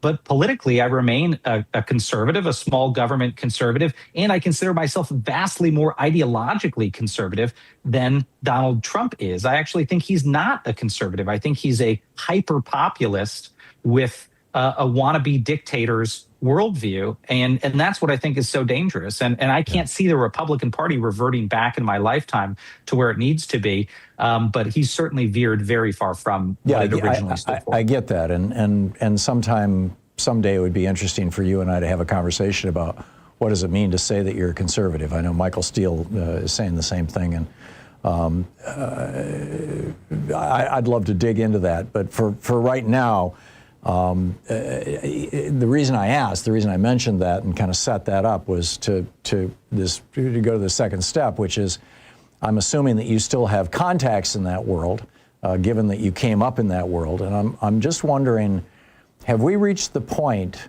where, or are we approaching the point that's similar to that moment in 1974 when Barry Goldwater, the grand old Republican man of the Senate, walked over to the White House and sat down with Richard Nixon and said, Dick, it's time to go. Not necessarily that somebody's going to tell Trump that he's got to leave, but the point at which the party turns against the president. To the best of my knowledge, it's only happened twice in my lifetime. It happened with Nixon via Barry Goldwater, and it happened with Lyndon Johnson when he wanted to run for re-election in '68, and his party told him they would not support him. And so Hubert Humphrey ran, which was a disaster, unfortunately. It was sort of like the Kamala Harris thing. But I'm curious what you're hearing from your friends and colleagues and acquaintances who are still in the GOP. Well, I don't think we're quite there yet. And, if January 6th taught us anything, it's that the Republican Party is willing to abide a whole hell of a lot of craziness from this man before they will break ranks. I mean, the sacking of the U.S. Capitol only got a handful of Republican members of Congress to break from Donald Trump and the party line. But I do see, Tom, in things like the increase in prices and Donald Trump's obvious health failings, him falling asleep today multiple times in the cabinet meeting, as the types of things that, for better or for worse, may actually be even more likely than the ransacking of the U.S. Capitol to get Republicans to say it is time to move on. I mean, you think about that with Joe Biden. It was one bad debate performance where he looked elderly that was enough to convince them. And I think Donald Trump will fall victim to the same thing, and he's starting to. And you've got people, including Marco Rubio, who sat next to him at this cabinet meeting, who want that job, who want to move one chair to the left and be president of the United States. And that may involve trying to convince Donald Trump or his closest allies to convince him to not try to pursue continued time in office. So I do think that we are getting closer and closer to that point. But another factor, Tom, is going to be the more collective action there is to resist this administration, including from within conservative ranks in society. It's one of the reasons why that Substack that you mentioned, Treason, that I run, we renamed it Defiance, and we're building this effort called defiance.org to try to mobilize more Americans to resist this administration by every single week featuring new organizations that are doing extraordinary work to push back against Trump's abuses of power and to appeal to people left, right, and center politically to get in that cause and to underscore the lawlessness so we can restore the rule of law in this country. I think it's very important. And I like you, Tom, am encouraged about how those numbers are growing, but we've still got more to do in terms of collective action to hold this administration accountable and get Donald Trump out of power. Yeah, I'm with you. So is treason.io still your newsletter, and then defiance.org is a separate organization? Is that how it's? You can all now find it at defiance.news. And so the newsletter, Tom, is now the newsletter for the organization. So if people want to sign up as a member, they can go to defiance.org. And if they just want to get the publication, they can sign up at www.defiance.news, which was previously treason.io. So we merged all those things under the same branding, and the honest answer is because I love that word, defiance. I think it's going to be the watchword for how at least me and my family approach the next 3 years, but hopefully the rest of the country. In one of our previous conversations, we're talking with Miles Taylor, the former DHS Chief of Staff. Defiance.news is the website for his newsletter, defiance.org. We talked recently, last month, I guess it was, about the harm, the trauma that you and your family suffered as a consequence of Trump going after you publicly, not just legally, but also publicly. The expense, the threats, all that sort of thing. How are you doing? How are you and your family doing now? Yeah, I appreciate the question. Look, I have a wife who is tough as nails. She's the spinal cord of the family, and an incredible daughter and an amazing family. We have a great support system, but it has been the hardest year of our lives. And as always, I caveat that by saying, I don't tell people that for sympathy. I tell them that so that they can understand that we are just one tiny data point of this massive revenge campaign that has enormous repercussions for people's lives. I mean, even just before hopping onto this program with you, Tom, I'm reviewing messages from attorneys who are helping us sue an individual who threatened violence against our family. And that's the type of thing that crops up all the time that you have to deal with, is someone that you've never met who wants to take up the president's mantle, threaten death against your wife or your daughter, and then you've got to go out there and engage them in some legal district somewhere else in the country to make sure that that threat goes away. Those things all have emanated from Donald Trump's targeting of us and our family, and I don't want other people to experience that. But again, going back to that Reuters report that found that just in 10 months, Donald Trump has sought revenge against 470 separate targets personally, it just gives you a sense of the scale and the scope of this man's desire to ruin people's lives merely for criticizing him. So rather than cower, rather than run into the corner and hope it blows over, our plan, Tom, is to keep staying in this fight, to keep fighting back publicly. I know that that increases the risks to us. I know that that increases the likelihood of this administration trying to find something to charge me with. But I'm going to be honest with you, I don't care at this point, because what's more important to me is that they don't take away my country. And we're going to stay in this fight until we make sure that that's the case. And I'll stay with you. Miles Taylor, defiance.org, defiance.news. Thank you so much, Miles, for dropping by. It's always great talking with you. Tom, thank you, my friend. My pleasure. We'll be right back.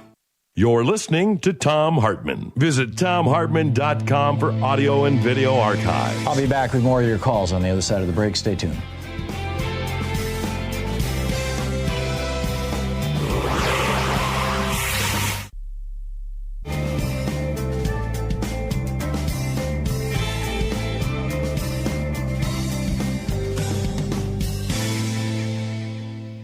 And welcome back. Bob in Cardiff, California. Hey, Bob, what's on your mind today? Yeah, Tom. Yeah, I called in, and I didn't make the grade, I guess. But after the very first boat was blown out of the water, and I was a commercial fisherman for 25 years, in and out of the Columbia River, and 1,000 miles out.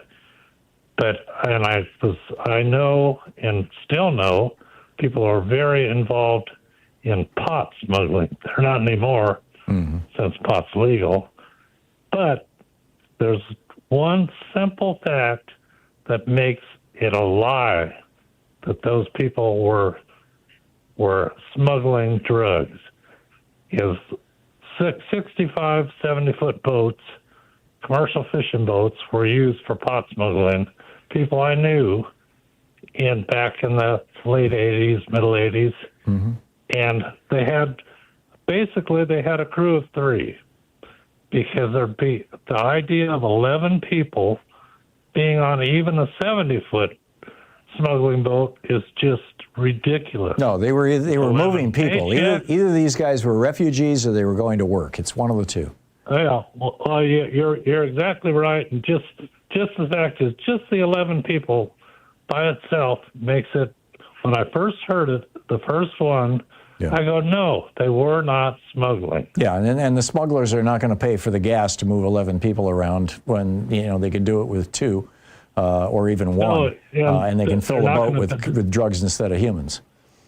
And they're certainly not going to pay 11 people. Right. When you only need 3 at the most. This was either people who were going to work or people who were visiting friends or neighbors, and this was cheaper than the ferry, or this was people who were, trying to flee Venezuela to get to Trinidad for a better life, refugees. It's just that simple. Look up on your podcast or your whatever. I'm not even. But look up the King of Pot, a guy named Bruce, who he probably smuggled more pot into California and Oregon than anybody ever. Yeah. And you can find him, just look up Bruce Berlone, and he's putting it out with his own name. Yeah. And writing a book, so it's not a secret. I get it, Bob. Thanks a lot. Tom in Yakuts, Oregon. Hey, Tom, what's up? Thanks for listening to KYAQ. Hi, can you hear me? Yeah, just fine. Oh, great. I'm on speakerphone. That's okay. As long as you keep the microphone close to your mouth, I can't tell a difference. Okay. I'll make it fast. I'm not religious, but I pray for the day that I don't have to hear Trump's name for a whole day. Yeah, I'm with you. Yeah, and your guy that takes the calls, him and I had a conversation about that too. He's pretty much tired of listening to Trump shit every day. Yeah, excuse me. Yeah, we can't talk like that, Tom. I'm sorry. I'm gonna have to. I'm sorry. Yeah. I have my apologies, but we just there are, and apologies to anybody who might have been offended. There are legal issues, and this is a day and age when the FCC is a little more hostile toward progressive radio than they have been in the past. So we have to be very careful. 52 minutes past the hour. I'll be back with more of your calls in 60 seconds. Stay with us.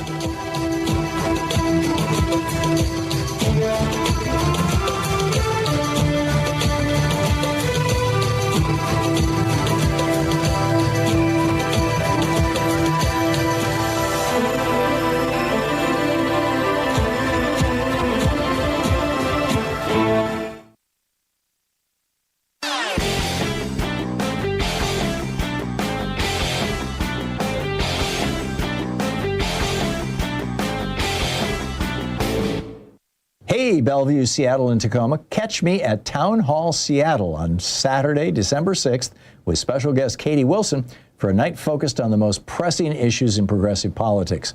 I'll discuss my new book, The Last American President, cover the day's most current concerns, and hold a Q&A and book signing. Tickets are available now at kbcs.fm, and I hope to see you there. Tag, you're it. Did you know that the ancient Roman Republic, which for 480 years was actually a democratic republic before Julius Caesar kind of ended the democracy phase and replaced it with the autocracy phase, that they were brought down by a very small group of very rich people. The richest man in ancient Rome was Marcus Licinius Crassus. He was the richest guy, the billionaire of Rome. And he frankly hated the Roman free bread for all welfare system. It was being paid for with his tax dollars, after all. So him and Pompey the Great and a few other rich guys got together, and they basically crashed Rome. They turned it into an oligarchy and then into a tyranny. And the parallels to what Trump is doing right now are absolutely shocking. There's an article about it over at HartmannReport.com titled "American Caesar: Trump's Path to Power Mirrors Rome's Darkest Days." Check it out. It's Christmas, Christmas, Christmas, Christmas. Welcome back. 54 minutes past the hour. Picking up your calls here. Kenyatta in Los Angeles. Hey, Kenyatta, what's up? Well, a brief comment and then a tangential, at least seemingly, query.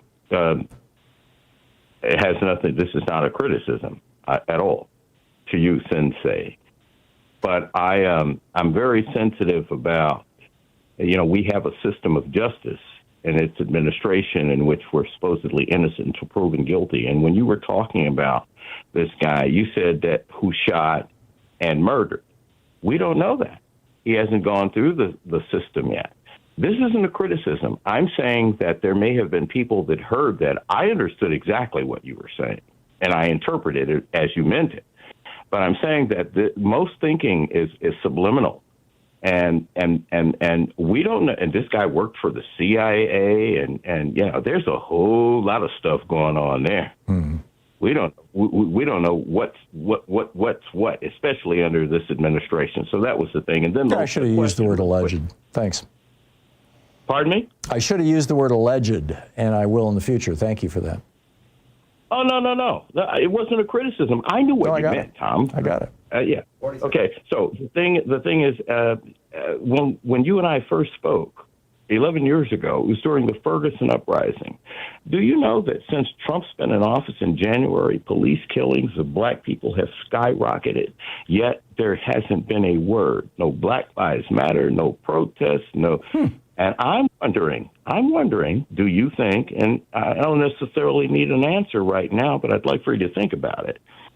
Do you think that Trump has so bullied and intimidated this country that even that has been suppressed among black people? Because every time there has been civil insurrection, so-called riots in the United States among black people, it's been because of police violence. Yeah, every single time. You're right. I was unaware of an explosion in police violence against black people, Kenyatta. I'm going to have to look into that. Thank you for informing me. But where we go with that, obviously, we've got a lot of work to do in this country. Kenyatta, it's always great hearing from you. Thank you so much for the call. And thank you for being with us today. We'll be back tomorrow, same time, same place. In the meantime, don't forget, democracy is not a spectator sport. It requires all of us. That includes you. So get out there, get active, tag, you're in. Have a great afternoon. I'll catch up with you tomorrow.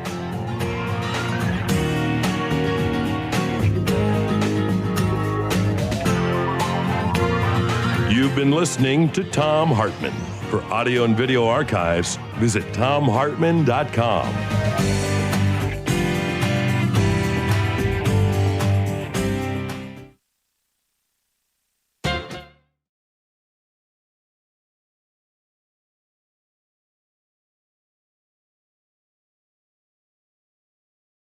Today is Giving Tuesday, a day when people all across the country pause, take a breath, and choose generosity over cynicism and community over isolation.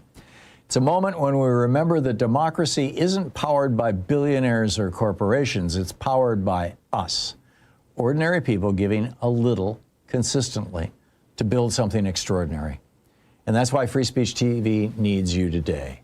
In a year when truth itself has been under unrelenting pressure, when we've watched misinformation spread faster than facts, when corporate media have trimmed journalism down to sound bites and stock prices, Free Speech TV has stayed the course. Independent, unbought, courageous. One of the last spaces on television where the people, not the powerful, decide what matters. But here's the secret every strong democracy knows. Independent media only survives when the public chooses to sustain it. That's why on this Giving Tuesday, I'm asking you to take the step that makes all the difference. Become a monthly member of Free Speech TV. It's not the size of the gift that matters, it's the consistency. $5 a month, 10, 15, whatever you can do. When thousands of viewers participate, those small gifts create a backbone strong enough to support journalism that tells the truth even when it's inconvenient. Your monthly pledge says, this matters. Democracy matters. Truth matters. So to start a monthly donation, call 877-378-8669 or visit freespeech.org/donate. And now to deepen the spirit of Giving Tuesday, we're going to hear from someone who embodies the idea of giving back, someone who understands that democracy thrives when we invest in each other. While you call 877-378-8669 or go to freespeech.org/donate, here are Bernie Sanders, Pramila Jayapal, Alexandria Ocasio-Cortez, inspiring us with a message about service, community, and our shared responsibility to one another. We are up against a serious choice in our country. At the 1787 Constitutional Convention, Benjamin Franklin was asked what kind of a government they were establishing, a monarchy or a republic, to which he famously answered, a republic, if you can keep it. And we are at a crossroads. We can either have extreme wealth inequality with the toxic division and corruption that it requires to survive, or we can have a fair economy that guarantees health care to all for working people, along with a democracy and freedoms that uphold it. We are fighting, to quote President Abraham Lincoln in 1863, for, quote, a government of the people, by the people, and for the people. We are at that if you can keep it moment. The destruction of our rights and democracy is directly tied to the growing and extreme wealth inequality that has been building for years in America. It would be easy to look around us at what's happening and throw up our hands, be angry, be frustrated, blame someone else, or just disengage because there's too much hate and corruption, cruelty, and violence. We need to come together. Now is that time. If we continue to fight for the basic principles of economic, social, racial, and environmental justice, I am confident that we will not only get through this unprecedented crisis in modern history, but that we will lay the foundation for a better and more just America in the future. Because it will never be just institutions and officials alone that uphold our democracy. It will always be the people, the masses, who refuse to comply with authoritarian regimes, who are the last and strongest defense of our country and our freedoms. Because we know that a better world is possible, and we are willing to do something about it. Powerful, wasn't it? What you just heard is the heart of Giving Tuesday, the idea that societies don't just happen. We build them, we maintain them, we protect them. And the same is true of the media institutions that hold democracy together. Free Speech TV is here because people like you believe in something bigger than themselves. You believe that the truth should never be for sale. You believe that working people deserve a voice. You believe that democracy requires informed citizens, not consumers, not data points, citizens. And sustaining that kind of journalism takes all of us joining hands. That's why monthly giving is so important. It creates stability, it creates independence, it creates the kind of foundation that can withstand political pressure, economic storms, and the concentrated power of those who prefer that the public stay uninformed. So on this Giving Tuesday, take that step. Become a monthly subscriber. Be part of the monthly member. Be part of the firewall protecting truth in America. Call 877-378-8669 or visit freespeech.org/donate. Let's prove together that generosity isn't just a holiday slogan. It's how democracy survives.